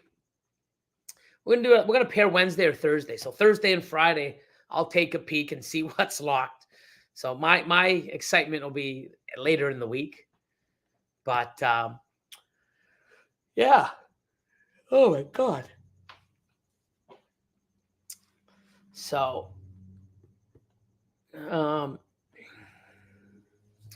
Mike is watching from Malaysia. Holy. So it's about what, 8 a.m. there? It's morning there. It's night here, morning there. Thanks for popping in. Appreciate it. But yeah, anybody have a topic? We can go a little longer. We usually go till 9, actually longer, but hey. But yeah, I just see a lot of stuff too. And it's like, people allowed to do and, the way they feel comfortable. But it's like, if you're going to sell a collection and it doesn't sell in 2 years, that tells me you either have stuff in your collection no one wants, or your prices are way too fucking high. So it's crazy. Anyways, Selective says, what clutches are you excited for coming up that are hatching? Let me look. Go to my Husbandry Pro quick. And let me just go to my incubator. That's what I love about Husbandry Pro too. Just, I can tell things in seconds, So incubator. Let's see. So, let's see.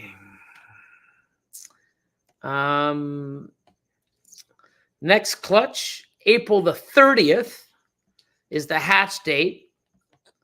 And it is my Orange Dream Asphalt Pied to a pastel yellow belly pied. So more freeway pieds and combo freeway pied stuff. And I just want to get a couple more things, and then I'm taking that into a different direction with my clown stuff and my lav. Then I have my super asphalt het hypo, and it's possible het monsoon. Can't wait for a test, and that's going to some yellow belly hypo combo. What else do I have? I've got some combo Lav Clown Pied, so the Holy Grail stuff, which I'm excited about. I have some combo enhancer pieds, leopard enhancer clown, pos G-stripe to a pastel hypo G-stripe. So hopefully some combo G-stripe double hets. Got some Monsoon stuff. So lots of stuff coming. But like I said, we don't have many clutches out. So I think I'm just trying to think. I forget what Austin said last time we counted how many are gravid, and then how many we just need one more lock to. But the ones that, I mean, there's some in there, you know, pastel fire, leopard, enchi, ultramel, double het, hypo, pied to a ultramel hypopide. Crazy, you know. So 1 in 4 to hit triple, amazing. So, you know, 1 in 2 to hit a double visual 100% het combo, awesome stuff like that. Like, you know, just going nuts on it. So Mike says 12 hours ahead. Okay, so 12. I was born in Cambridge. Oh, just down the 401. Yeah, about 45 to an hour. Cool, man. I need to try Husbandry Pro. 30-day trial, man. It's awesome. It does so many things. It's incredible. I couldn't. I don't know how I functioned without it. You know. You know, especially at this size, I can find things in seconds. You know, I can make lists. I can send stuff. It's incredible. So, man, I love it.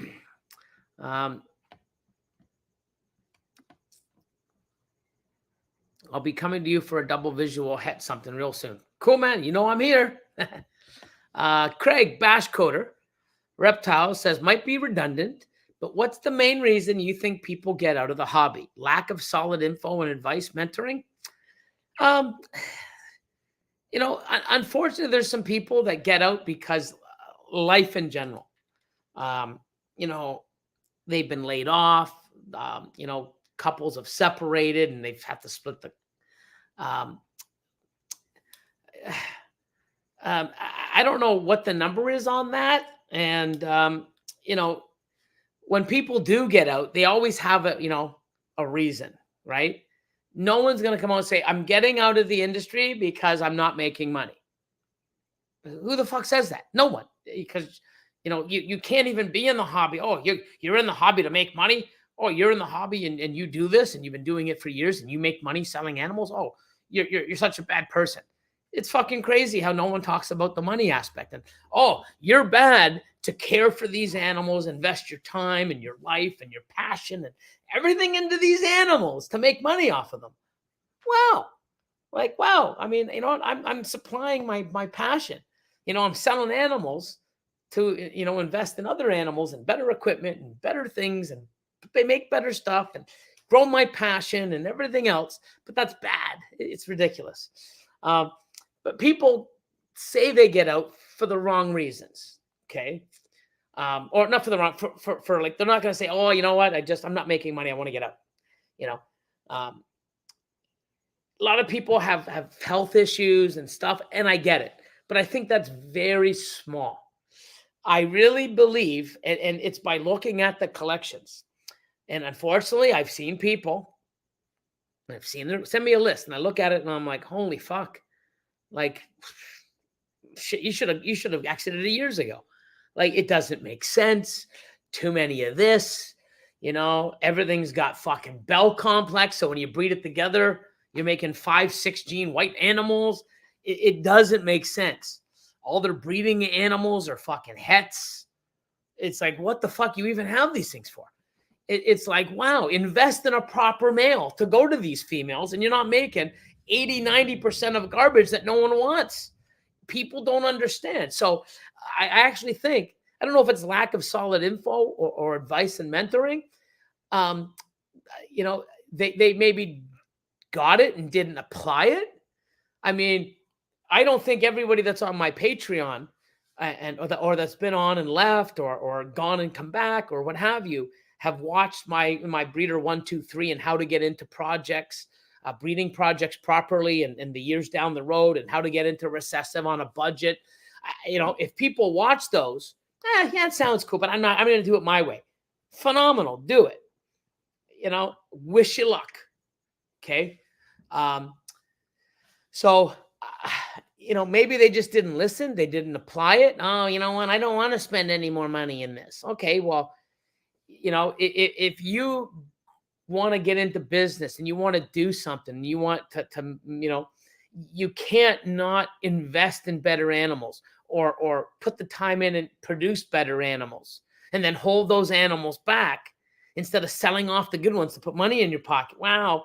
And then you wonder why your collection doesn't keep going, because you're taking everything in monetary value and not reinvesting it in, and your collection was here. And then instead of going here and here and here, it goes here and then flat lines, because you're making stuff that everybody is, and the only way to revive it is spend money that you don't have because you spent it. People are afraid to invest in themselves. They're afraid to invest. Then don't, because the people like myself and many others that do, watch what we do. It's not like, I'm taking shit out of thin air and throwing it at you. Watch what the people that are doing well, what they buy and what they're breeding. They're not taking two $50 snakes, putting them together and magic fucking happens. Because if you take two snakes that are $50 and put them together, good luck fucking making money. You're losing money because it costs you more than that to feed them. People don't even know your fucking cost. You don't even know it's ridiculous. And I'm going to attack all these things on my Patreon because you need to know what your costs are, how much you're making money. I hear it all the time. Oh, I did great this weekend. I made $1,000. You didn't make $1,000. You sold $1,000 worth. So you have $1,000. By the time you take out your time, your space, the cost of the animal, your booth rental, your hotel, the food, gas, all that other shit, you might have only made $150. No, I have 1,000. Holy fuck. Okay, dude. Good luck. You miss business 101. You miss common sense. It's unfortunate because, it's crazy. I know when I do an expo, my cost, the labor, the booth, if I don't make $1,500 minimum, that's break even. Oh, I made $1,500. No, finally I got some of my costs back. Now everything above $1,500 is not even all profit, because every animal that comes out has you need to know where you're fucking sitting at. I made $1,000 today. Oh, I'm $1,000. No, because it cost you $850 to make that 1,000. So you're only up 100. No, you guys don't know what the fuck you're doing. But you look at the people selling, you look at the collection, and you're like, fuck, I wouldn't buy any of it. Look at this. There's only 1 or 2 animals out of 20 or 30 that are good. And they're not even that great even. But you know what I mean? I think it's because they're not getting that momentum. They got in, they thought they would make money. They're not doing it. They're stuck with stuff, especially in this down the last year and a half. It's been down on sales. It's been revived and picking back up. Oh, I got to feed this. Oh, now you realize what cost is, because now you don't got any money coming in and all your money's going out and all your time feeding shit that nobody wants and you can't sell. And now, oh my God, this sucks. All my time and money goes to this. Yeah, well, if you did it right, you wouldn't have half these problems. So I don't know. I really don't know. But when you look at these collections, wow. And I analyze a lot of these. So I'm not just, just pulling shit out of the air. I took one today. I haven't looked at it, but someone posted one, another collection for sale, right? I haven't even looked. So I screenshotted it. Oops. I screenshot it. Okay. So I'm going to take a look and see. I'm like, oh, okay. What do they have? I don't know what they have, right? So I'm going to look and see what they have. and see what it is. And right now, by looking at this,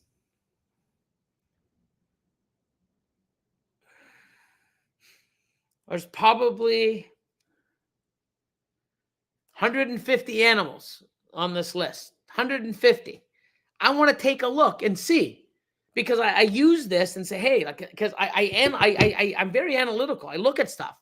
Well, look, you got 5 of these. You know, all your clowns are pastel. You've got no diversification. All your males are het. They're very weak. What the fuck? Like, no wonder you're not doing well. And then you start looking, well, what does it cost? Here you go. On my Patreon, we broke down a collection that you know, was for sale. And we looked, and it's like, wow, you know, this person needs to make 40 to 50,000 a year just to fucking keep the animals fed, cleaned. 50,000 a year to keep that many animals alive and fed and properly housed and cared for. I don't know how the person was making 50K with those animals, because he can't produce that much. So guess what? If he made 30,000, 20,000 is coming out of his paycheck. It's not the way to do it, guys. And if you don't believe me, keep doing it the way you're doing it. And you know, I don't wish anybody to get out of this industry. But if you don't do it right, you're not making money, or you don't know where the fuck you are or how to do it, you're going to be like these other people. And it's sad, because it's a great hobby. These people, these animals are amazing. We love them. That they do so much for so many people. And you know what? If you have a way to listen, learn, and grow and do this to keep those animals and love them and make money, why would you not do it? Instead, you're going to think, oh, I'm going to do it this way. And they don't know what they're talking about. Okay. Yeah, I don't know what I'm talking about. Yeah. Watch what other people are doing. Look what they're doing. Oh, I can't afford a snake like that. Well, no, because you bought 12 shitty ones. If you bought 1 or 2 good ones, instead of 12 be all over the place, you could have had those animals. Quantity does not compare or even come close to quality. You know, and I've said it 100 times, and mathematically, and I'll swear by it every time, I could have 10 amazing clutches and do better than someone that has 100, depending on the quality. People are like doing all this breeder one stuff and making 100 clutches a year. 90% of the animals you produce, nobody fucking wants. I'll have 10 clutches where I got to fucking beat people with a stick from buying them, because no, I'm holding them all back. Fuck off. No, I might let one go. Lower cost, lower time, lower space. Everyone wants. The demand is high. Price is high. But I got 100. I made 600 animals that no one fucking wants. Like, understand this, guys. Like, you know, like I say it over and over and over and over again. I teach it on my Patreon. I don't sway from it. And once you understand it and you apply it, holy fuck, this is so much better. Now let me invest more and do things even better. Holy fuck, it's even better. I don't want to see people put time and money that we all don't have enough of into something that's fucking sinking. You know? Anyways, I think that was a little rant. Way to go, Craig. But I do think people are getting out because the time and the cost, because they're not doing it right. You know, whether they were mentored or they didn't listen or they didn't have a mentor, they thought, you know, like, and it's so amazing because I've met so many people that had a mentor, okay? And they've had it, and that was great. Their first snakes, it was local. They could even do things, and that person was there for them to answer questions and took them to a certain level. And that's great, okay? But I've had many people going, hey, I had a mentor for years, but, you know, me doing some of my own research and having other people that I've listened to and watched, and I've done things differently, I think I should be mentoring my mentor because I have a better collection than him. My pairings are better than him. He's old school where he keeps doing the same stuff over and over. I can't get any more advice from them. When you can understand that person is no longer a good source or a person to take you to another level, you're learning. And you need to say, and you're not disrespecting the person. but you need someone to take you to a certain level. And if they can't take you past it, you need to find someone that can, or other people or other things that can, unless you just want to stay like, but I've had so many people say, hey, I learned so much from this person, but now this person, I mean, I'm teaching them shit, but they don't want to listen.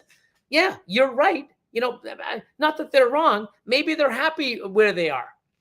But if you want to go and go past that and keep going, a person that wants to stay here and lives their business and their life, and how are they going to keep you going when they don't even want to do that for themselves? So, anyways, Sleepywood. Finally got myself some go. And what do you think of it? I just got it. I haven't put it together yet. Let me know what you think of it. You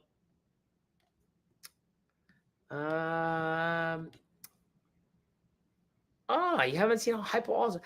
I've got some combo hypo Ultramel stuff. So it's nice. Oh no, sorry.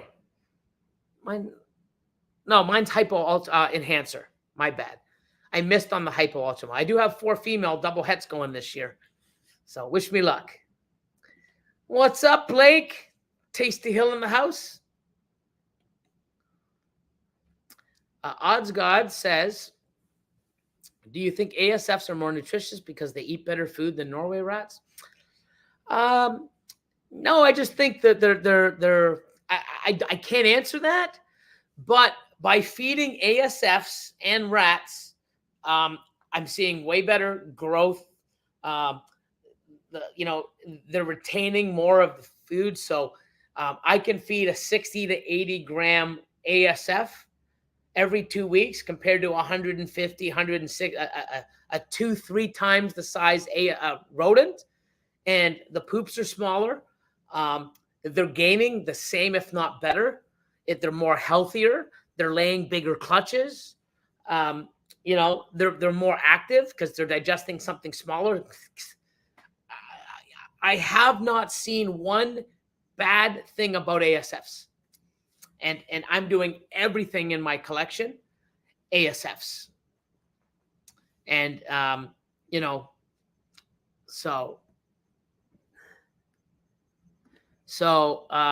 ASF gut loading with berries and vegetables and oats is better than Norway rats full of dog food, in my opinion. 100%. So I don't gut load any of my ASFs. I don't give them any vegetables. I don't give them eggs. I don't give them berries. I don't give them anything. They're on a high protein formulated diet. Okay. That's not made for dogs. They get a lot of seed, grain, corn, black sunflower seeds, oats, all natural stuff that comes in the, millet and grain. And I've had people come over and go, holy fuck, your ASFs are like, I haven't seen like my breeder ASFs. I have other people that have been doing it for years. And they're like, how the fuck are they so like, they're fucking crazy. And they're healthy, So that's the way I do it. I know other people do throw vegetables and stuff in. I haven't. I don't, also, I believe with gut loading, you've got to do it. So, and I don't know, because this is what I heard about it too. So if you're gut loading your animals, so if you're going to feed your ASFs or your rodents this week, or in a couple days, let me throw in some carrots and stuff. They haven't even digested that. So, in order to gut load, you've got to feed that weeks and weeks before those animals get fed, so that it actually goes and it gets into their muscle and to their, you know what I mean? Because if it's just in their stomach, I can just take a frozen ASF and shove a carrot right in and feed it to my snake. They're not, you just gut loaded it, but they're not going to get any fucking nutrition out of it. That's what I've heard. I don't know, but I don't do any of that stuff.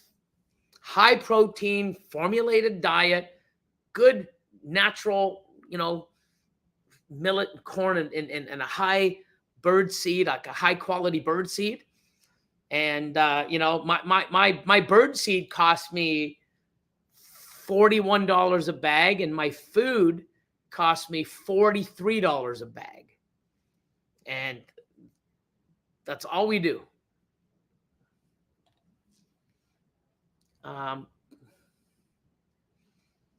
Let's see. Okay, so riding with Randolph. Okay, so a donkey noob question. Hee-haw! Here we go. I have 16 females, 9 males. What category do I need to be on your Patreon? My first clutch of 6 is cooking in the incubator right now. So you don't need to. So basically, I have a bunch of different tiers. I have, the one I suggest to everybody is the $25 tier, because that gets you all the MC lives. Well, not all of them. The majority of MC lives. It gets you, I believe it's 10% off my animals. After 6 months, you get a free shipment. I mean, stuff like that. You get merch. But to get to the MC academies, and when I have guests on and all the stuff that's pre-recorded that you have access to and stuff that's coming, that's the tier. And I tell everybody, pay it, watch everything you want. You don't like it, fucking cancel. It's not there for me. It's there for you guys. Most people, I know Mark is in the house, Mr. Firefighter, Brotherhood. He's like, I'm like, dude, if you join and that $25 and you look and you don't learn anything, you don't think it's worth it, absorb all you can for that 25. It'll be the best 25. But he's still here. Thanks, Billy. I learned this. Wow. Let me change my, so if you're just starting out, okay, whether you join, learn, do stuff, and then come back later, I don't care. I really want you to know what a breeder 1 is, what I classify a breeder 1 pairing, a breeder 2, and a breeder 3. I also break it down so you can see, oh shit, look at the comparisons. They're all going to make this. He spent this, he spent that, he spent this. Wow, look what they're doing. Look at the difference. Look who's going to sell animals faster. And if you look at it, and I've had many people go, holy fuck, I've been doing it wrong. Yeah, so many people have. I just got a couple collections and I looked at it. They've got more males than females. Almost every male is 66% het or het. They got 50, 60 animals. There's probably 5 I would hold back. The rest got to go. It's hard for me to tell that to someone. It's hard for someone to see that. But guess what? If you fucking don't, you're feeding 60, 70 animals to produce hundreds and hundreds of animals that nobody fucking wants. Oh, I want to hit this. Well, maybe in 7 years, you might holding time is not your fucking friend in this hobby. Money helps with the time by getting better animals, have better odds. The more you build it, the better it is in your favor. You need to understand this. And you know what? I'm not making anything off of you guys doing it right. You know what I get? I get people that I get satisfaction knowing that I told someone how to do something. And if they listen and they put the work in and their passion and they do things at their level, not mine or anyone else's, at their level where they're comfortable, and they do this. And sometimes you have 10 projects. I tell people, you got to go down to 4. But I really like that. I understand it. Okay, so then keep doing it and tell me where you are in 2 years. Okay? If you have a budget now and you can throw money at those and build them all up, but then now you got this, well, now you need more racks. Now you need more time. Now you need more costs. People don't fucking understand. I've had people go, "Hold Bill, I've had 30 clutches this year. I don't have any space for them. I didn't think I needed a rack. I didn't think they'd all go." So you just bred 30 fucking animals and got 200 babies and but don't have any space for them. Oh, I can probably do this and I got this. I'm going to, okay, do that. Cool. Wow. The guy that I get my rodents from, he can't give me enough. I shit you not. There's a guy about 5 before I moved here. And I haven't seen him in the thing, but in the chat, but a guy sort of, stepped in and saved the animals. Guy came in, spent a lot of money, okay, a lot of money, not properly. Part of this, some of this, some of this, some of this, some of this, some of this, some of this, some of this, all over the fucking map. Didn't want to have an ultrasound. No, I want to buy more snakes. More bad purchases. Keep adding. Had fucking 1, 2, fucking you name it. He probably had every fucking morph in the sun, under the sun. Oh, wow, I got this. I got everything. Yeah, but done wrong. Bred all these animals, didn't have any space, went to the rat guys. Guess what? And I shit you not, okay? I think 100 of those 2 animals, hatchlings, died because they were malnourished. They didn't get any fucking food because everybody, okay, and he was from a small town, and everybody was going to a couple small breeders that were breeding, not small breeders, rat breeders, and holy fuck, like, guess what? Baby season, guess what? Everyone has babies, not just you, not just me, we all do. You don't produce your own, guess where you're going? To the 1 or 2 guys. Well, they got to produce for their own, plus everybody else. They can't handle it all. 100 of those fucking babies died because he bred them, wasn't prepared to house them, and couldn't fucking feed them. 100 fucking babies. And then the other ones that come, because the person who had the rodents messaged, would come see the guy and goes, hey, man, like, fuck, I need some animals, blah, blah, pay more. My animals are dying. He's like, what? And he saw it and he was like, fuck. He goes, you know what? I'm going to give you some rats. And guess what? I'm going to buy whatever you have and we'll trade for rodents. And he took most of those fucking animals.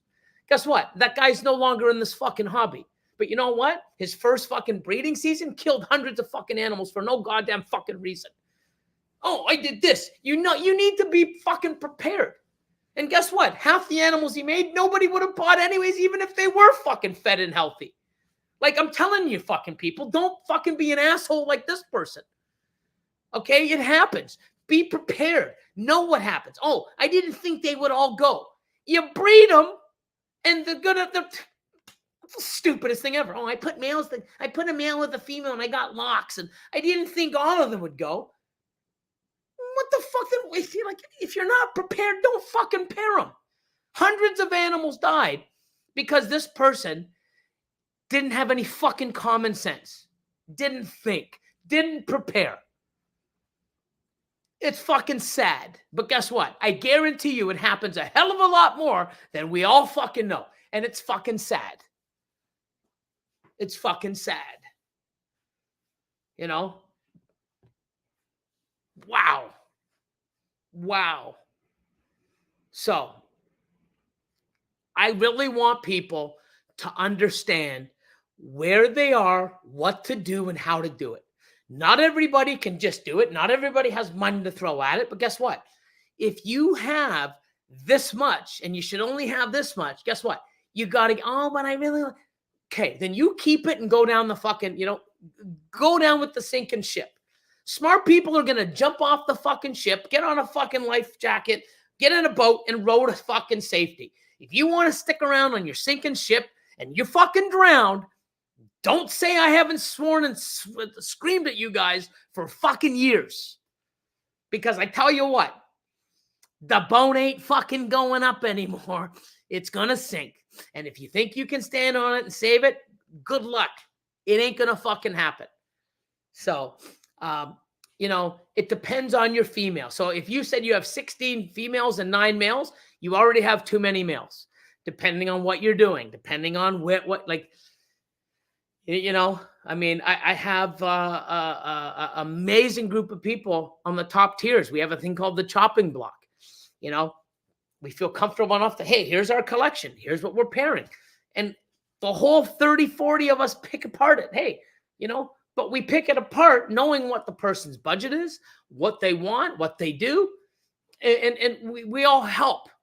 And everybody that's been chopped said, wow, you know what?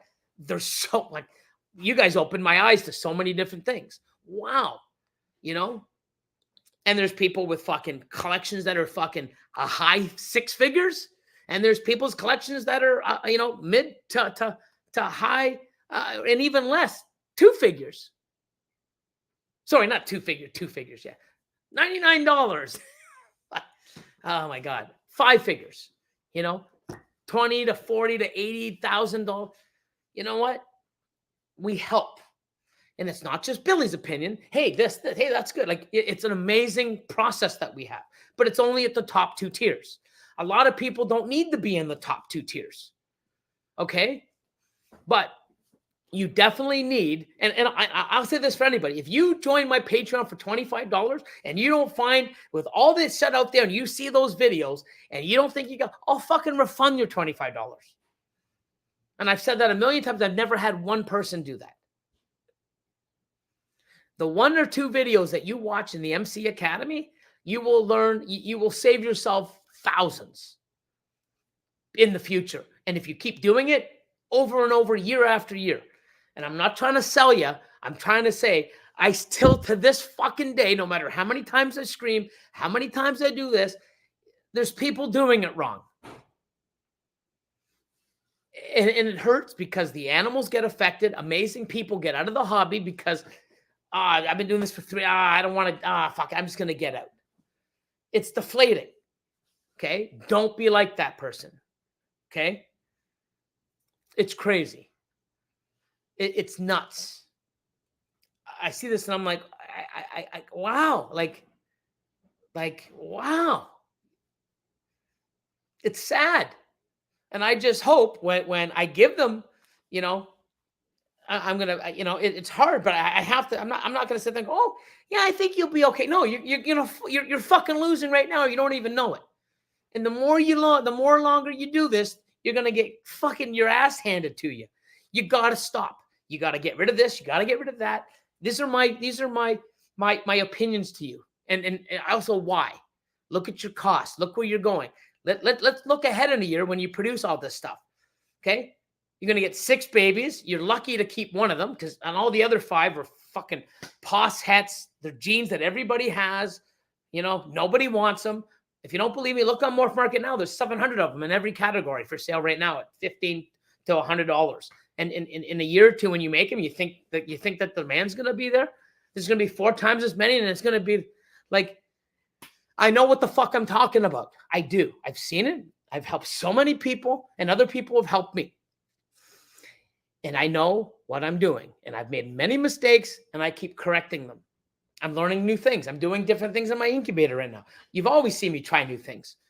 Da Vinci Boa, I tried. I did 6 months, and it was such a great, I mentioned it, Austin and I mentioned it, when I was doing the MC Academies about 3-4 years ago.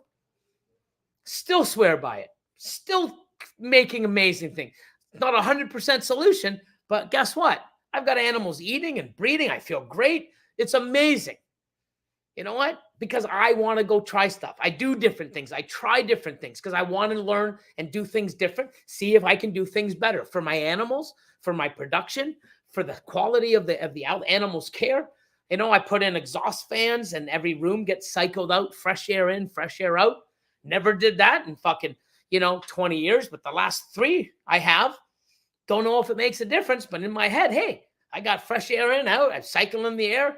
It's got to be better than not doing it. So, anyways. So, anyone that wants to go, $25, you go watch, even if you get on there and message me or go into the chat group and say, hey, where are these these MC Academies on Breeder 1, 2, 3? Everyone in my Patreon knows because they go there and they're like, holy fuck. Everyone knows where it is, and they'll say, here's the link. Here you go. When you watch it, you're going to go, mind blown. Holy fuck. I don't want to be a Breeder 1, and I'm a Breeder 1. I better do this, and you don't have to do it all at once, but you need to know. I can tell you, if you're here, I can tell you your outcome or in and around. If you're here, I can predict the future almost with what you've got and what you're doing. I can tell you where you're going to end up. I can also tell you how much it's going to cost you over the years to get there. And when you get there, what your rough cost is, and you're losing money.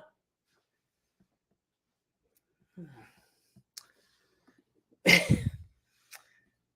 crazy.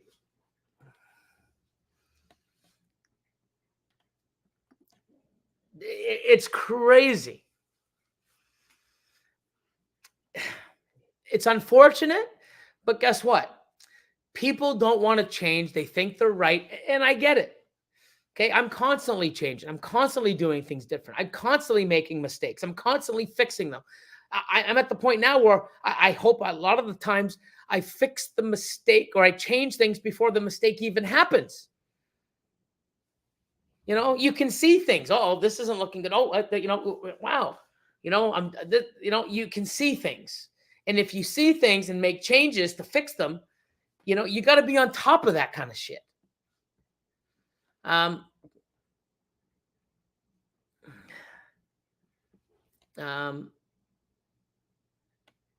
Let's see. Virgil. I just hate seeing people because, and you know why I hate seeing people? Because I was one of those people before fucking YouTube, before Patreons, before social media. There was no Facebook group. You couldn't ask questions because if you did, you get your ass handed to you. You were afraid to ask questions. No one was there to help. You did something, you did it wrong. Oh, I got to wait another year. It took me years to figure out why my animals weren't breeding properly. I was cooling them. I was doing things wrong. I was pairing them at the wrong time, feeding them differently, which I shouldn't have. You know, who was I to ask? I know what it's like to keep putting money in and have a dream and have animals and and it doesn't come year after year after year. What the fuck? You know, animals get sick because you bought them sick. You didn't know. Wow, I got this female, raised it up for 3 years, bred it. It's a fucking male. That guy's gone. I got fucked. Guess what? Start over. I know what it's like to get fucked over with animals, shitty quality animals, wrong sexed animals, wrong genetic animals. It sucks. But you want to do it on your own? Cool. I guarantee you're going to say, guess what? It sucks. Should have listened to him. Yeah. There's so many people out here willing to help, giving you advice. What you do with that advice, it's up to you. But I'll tell you one thing. Look what successful people are breeding, what they're buying, what they're making, what they're doing. Not necessarily follow them, because that's not even the best thing. But understand, wow, shit, how come Billy, Justin, Ozzy, you know, Garrett DeMeyer, Bob Vu, how come they don't got all these breeder pinstripes in their rack? Wow, I even got a Super Blast. How come they don't? We did 15, 20 years ago when it was relevant. If we got a fucking, you know, Lemon Blast, it's probably DG Pied combo visual. Yeah, like, wow. Anyways. Let me see. Let me put this up. Uh-oh. Where's banner? I got to put this one up. Take that one off.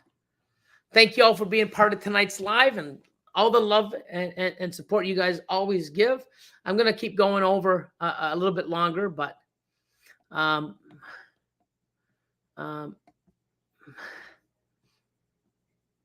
let's see. Unfortunately, most people don't have a clue about running a real business, and most are better off staying employees. Most don't even take the time to get a business license. Yeah, that's another thing. You know, that's another thing I want to start doing. You know, when are you ready to do this? And what are the advantages of? You know, I got an amazing team of people helping me with graphics, design, putting it together, getting what's in my head and putting it on paper so that it's not all over the place. It's you know, and I have a great team, a whole new look to the MC Academy, a lot of things that I think people need to know. And here it is. And if it works for you and you might already know some of it.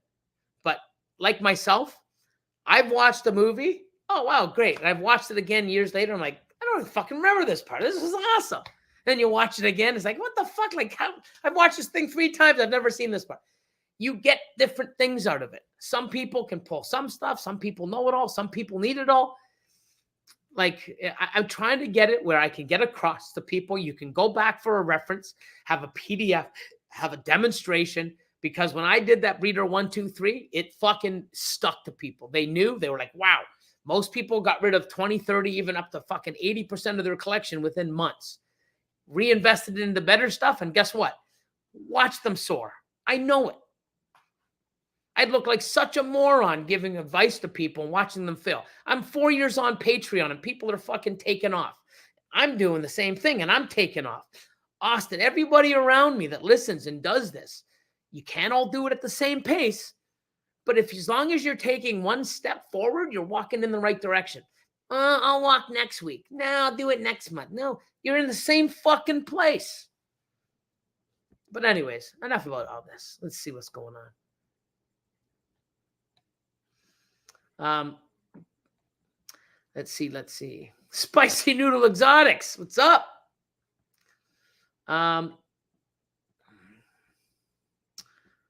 Let's see.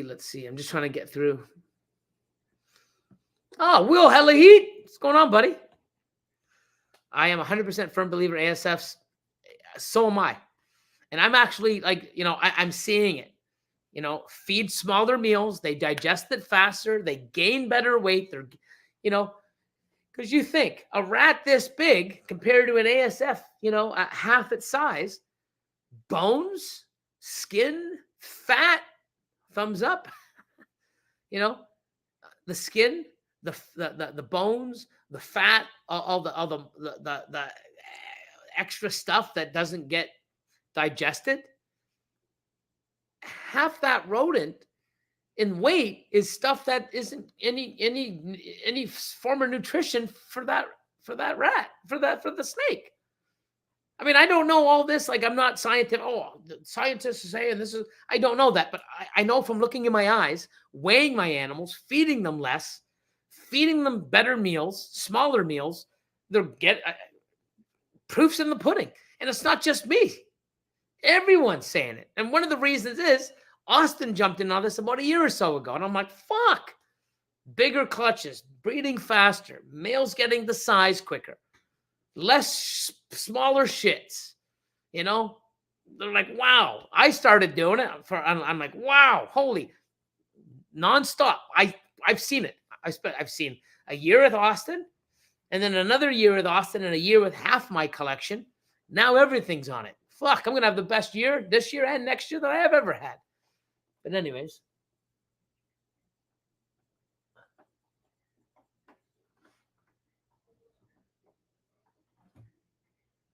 Someone's fighting or someone's running away or getting pinned down to get locked. The ASF. I mean, the geckos.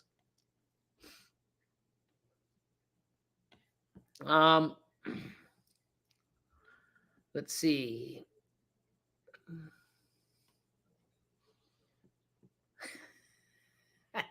Sleepywood, come on now.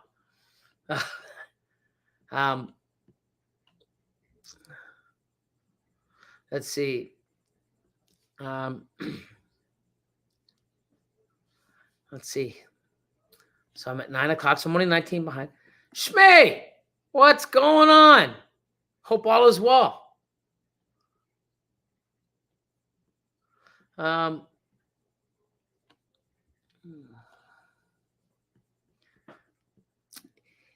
Don't want to know.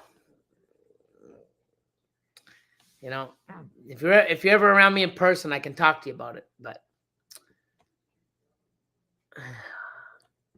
I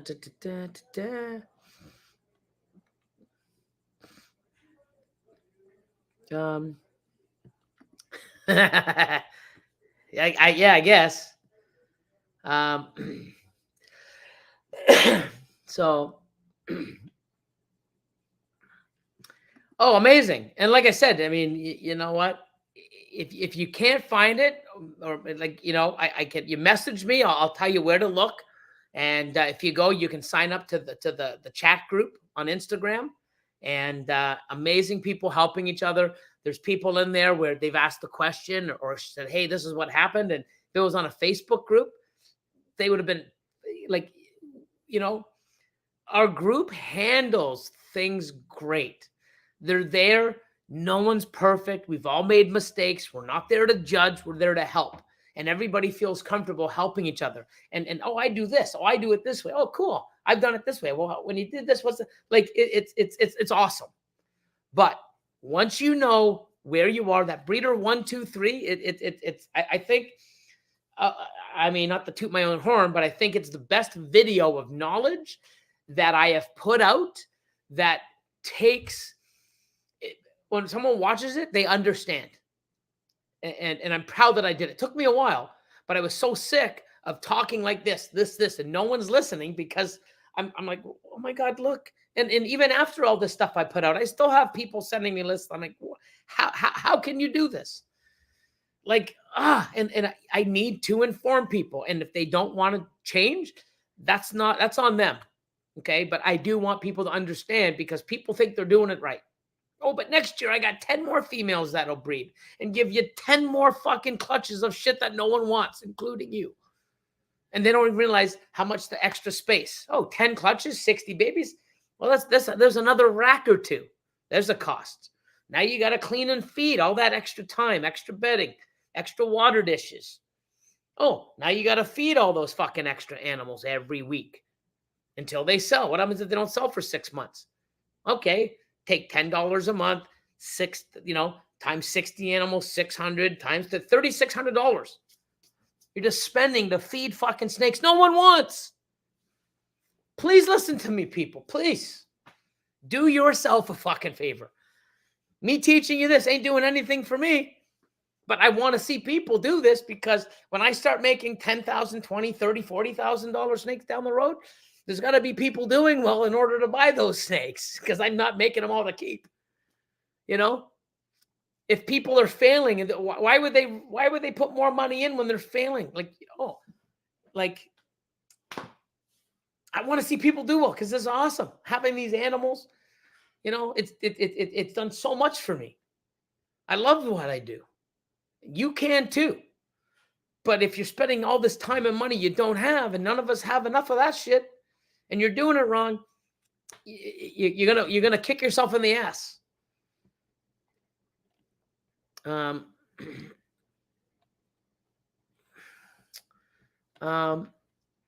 Let's see. Nathan, what's going on? Christopher McDonald, how you doing? Just about to get out of here.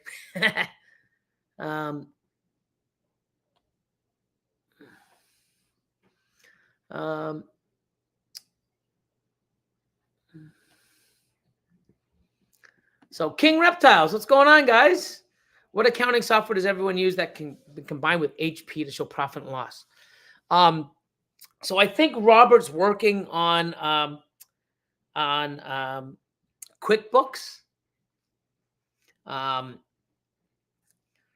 But I'm working on something where you can actually sort of type stuff in and see where you're at. We're working on something that's not connected to HP, but you can sit there and go, okay, this is the amount of animals I have. This is what rats I feed. This is my, this is what I've invested in racks. This is the depreciation. It'll give you an idea. We're working on stuff because I really want to sink that home to people. Holy shit, Pico. Lindsay in the house. What's going on? Hope all is well. Hope your season's going well.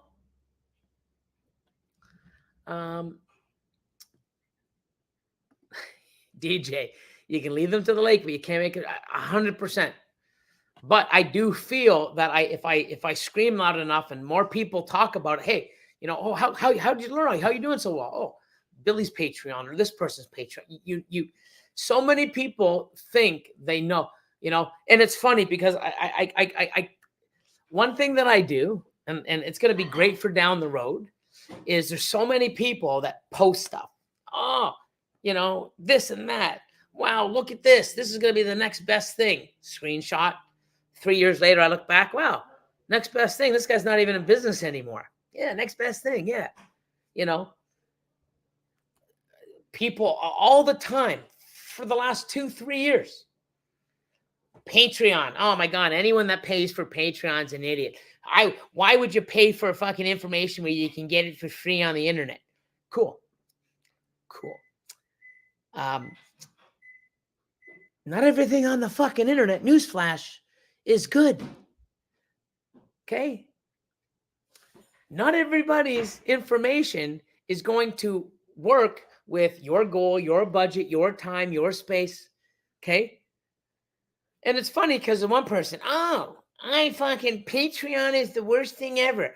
Giving away, paying someone for advice. Wow. And they go on going, yeah, anyone that has a Patreon, I won't even follow and I'll never support them.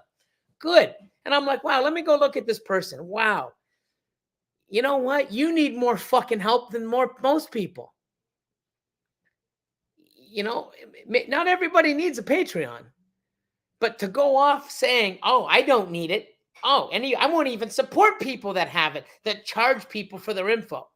Oh, cool. So now that the internet's out, why are we fucking paying for our kids to go to school? Why would you go and have a person teach your kid when you can just stick them in front of a computer and fucking learn from the internet, you dumb motherfuckers? Like, really? How stupid is that? Oh, I can learn to do plumbing and build a house on my own. I can go to the fucking Home Depot on the weekends and learn in their fucking 1 hour class. I don't need to go and fucking, learn about structure and design and get architects and get a building permit. And I can do it myself. A licensed electrician? Oh, who needs one of those? Wow. Okay. Bravo. But you go look at these people and you screenshot it because down the road when they're not in business, oh, maybe this motherfucker and this motherfucker. Oh, look at this dumbass. Oh, don't need a Patreon. Where are you now? Look at your shitty collection. Wow. You were going to be the next best thing. What happened to you? Big ass mouth. Fucking donkey. Hee-haw. Jesus Christ, people.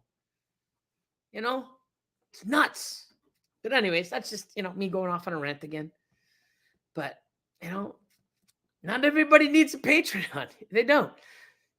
Some people are doing awesome because they have other people that, but not support people. I spend more fucking of my time and effort helping people, for them to do good, and you're not going to support me or okay, then don't, because I don't want fucking stupid people like you. I really don't. And when you're out of business, here you go. Look, I'm going to do a big segment. Where are they now? Wow. Like, it's fucking ridiculous. Anyways, it's nuts. But anyways, I'm going to get out of here soon. Let me just catch up because I yap too much. Oh, fuck this guy. What's going on, man? How you doing, brother? Finally got home from Dallas. What a fun week. Awesome. I'm glad you got back safe. Hope you had a great weekend too, man.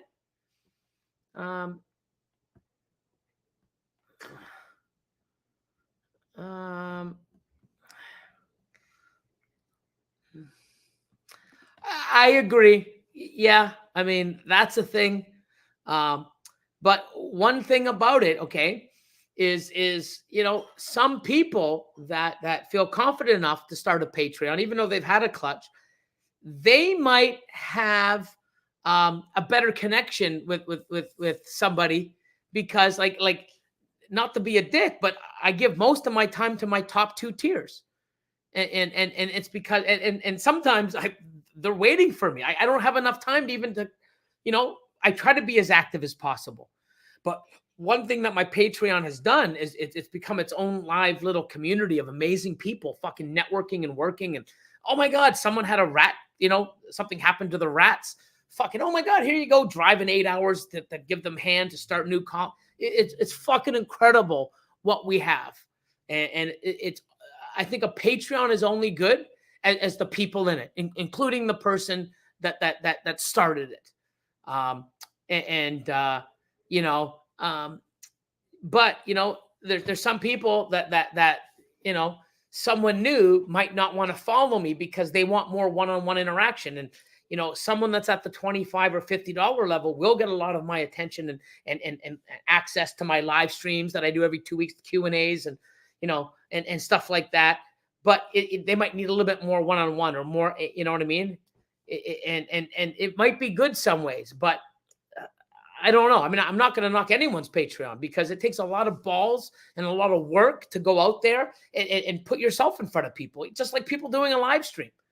You know what I mean? Like it's not easy. I'm sitting there yapping for 2.5 fucking hours every week or 2 hours. You know, I try to give out good content. I try to give you guys what you need. I'm not going to fucking, you know, I'm going to tell you how I feel and what I believe and I stand behind it. You know what I mean? I go on a rant. I stand behind everything I fucking say and I believe in it and I do it. So, holy shit, Antoine. I just play Another One Bites the Dust. Yeah, it's fucking hilarious. You know? And it's funny, all those people that hate certain things, they're the ones that need you the most. Like, it's fucking crazy. So, anyways. Oh,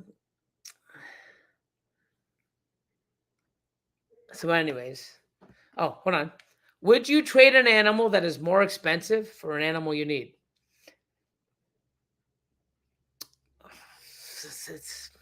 So now, if it's what will be realistic? If it's a $5,000 animal, and I'm the person wants to trade it for a $2,000, I'm not losing. I would rather sell that animal for $4K and take $1,000 loss, and then spend $2K on that animal and still have $2K to buy something else. So it depends. But here's one thing, and I truly believe this. Justin, before he came, I believe it was before he transferred over to Canova. And let me see how my memory is. I believe he was in his truck. He was doing a live, or not a live, but a video. So he was recording it. And I believe he was taking his animals to FedEx to ship to Puerto Rico. And he was saying that he always gets asked the question, how much is too much for an animal? And he said, and don't quote me, but he said something along the lines where you can never pay too much for the perfect right animal or something like that. And that really, I'm like, what the fuck? You know, because I'm one of the people back, especially back in the day, even sometimes now. Oh, wow, fuck that animal. Shit. And I always go back to the one, Ozzy had one for $5,500 or $6,500. Just posted. Oh my God. 8 minutes. Oh, hey, Oz, would you take, I took 500 off. Say 5,500. Hey man, would you take 5K? Nah, dude, I need 55. Ah, shit, let me think about it. Must have been 15 or 20 minutes later. Okay, man. He's like, dude, sorry, it's sold. The next fucking person messaged me right after you. I'm like, fuck, really? He's like, yeah, sorry, dude. You got another one? Nope. Fuck. Each year goes by. I tried to save $500 off a snake, but every year I lost about $10,000 in production of animals that would have taken my collection. You know, if I had that animal to this day, you know, I would have, I tried to save 500. It's probably cost me 50 grand not having that animal because I wanted to save 500. Okay. Another thing too, I look back, 2009, I bought my first male freeway for $15,000. Okay. To this date, that project, I'm going to say no shit of a lie, I probably made $750,000 to $1 million off of freeways, off of that one investment, breeding, hold back, breeding. It all started with those animals, breeding back, adding more. Wow. So at $15,000 in 2009, I'm like, holy fuck, this is a lot of money. But today I could have bought that animal for $250,000 and still be profitable 14, 15 years later. So to answer this, if it's the animal you need and you got to take a little of a loss, what that animal is going to do for you year in and year out, and it's perfect for you and what you want to make, your passion, your collection. Yes, I would lose money on an animal to get something that I need because don't look at the money. Look at what this animal is going to do for you, your collection, your goals, and profitability down the road. Okay. Hope that makes sense. Okay. Hey, it was a good question. Yeah. But did I answer it right? Does that make sense? Okay. Don't always look at this as, oh, dollar value. Oh my God, I'm losing. I could have got an extra $2,000. Yeah, but guess what? I sold it. I made a customer happy. They're going to come back. Don't look at what you lost. Look what you're going to make. You're going to take that loss, take that money, invest into something else that's going to gain over the years. You didn't lose. You lost temporarily. Get your head right. Get your mindset right. And I'm going to get into this in my Patreon. Well, I don't understand. What does he mean? I'm going to show you. Like, I'm taking my Patreon. I've always treated it like something that I'm proud of, and I always will. I want to take it to other levels, next level. And I'm going to get to it. I got a team. I got people that like, and what's best, my Patreon people, my members, they're fucking incredible. They're my family. I fucking talk to them almost daily. If not, I'm looking. Even though I don't respond all the time, I'm looking, seeing what's going on. You know, I'm proud of all of us and everybody a part of it. And you know, and I'm glad to have people that have believed in me and trusted in me and are doing well because of my advice. But I don't just say, hey, don't go get other people. I got some people on 3 or 4 Patreons. I've been on a couple Patreons. I'm still on a couple now for support and stuff. It's awesome.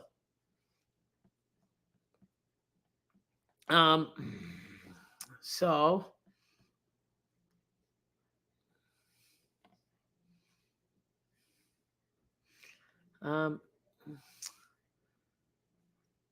there you go, Troy. There you go. 100%.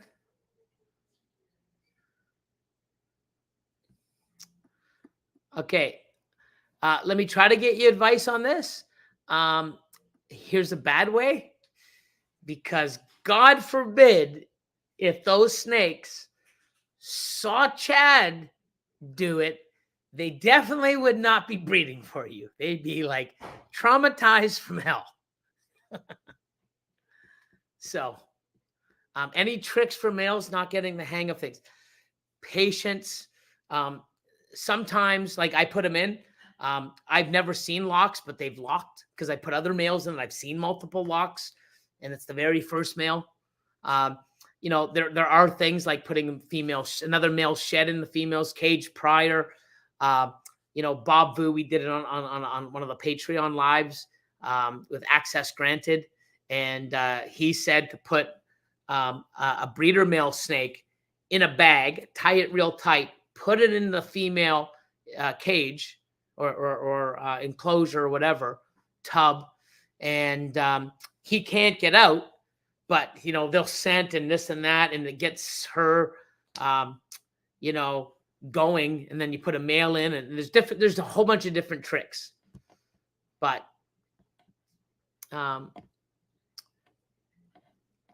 anyways, I'm going to be out of here. Thanks for your time again. Like always, appreciate all of you.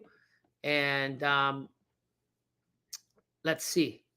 I'll do the outro, and we'll see you next week. Here we go.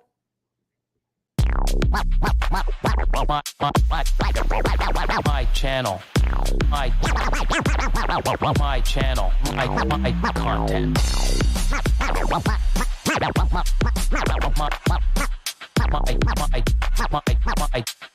channel, my content.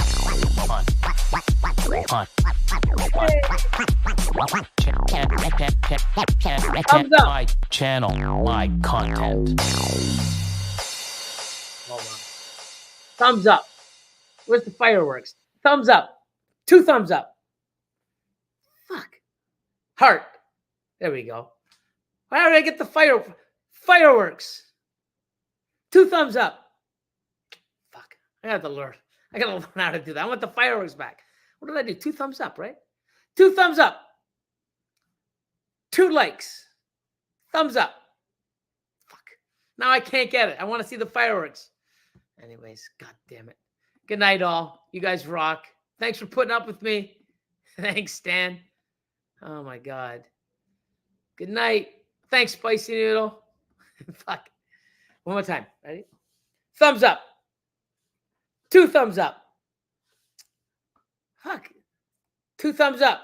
2 thumbs up. Fuck. Like. Thumbs up. Oh, there we go. How did I get the fireworks? Anyways. Yeah. Anyways, I'm just an idiot. I'm going to have to figure this out. You know I'm going to be doing this all night, eh? Making stupid shit. Anyways, good night, everybody. Have an awesome night and great weekend. Not week, Jesus. Week and weekend. Thanks, man. Thanks, Solazanos. Have a good night, guys. Bye.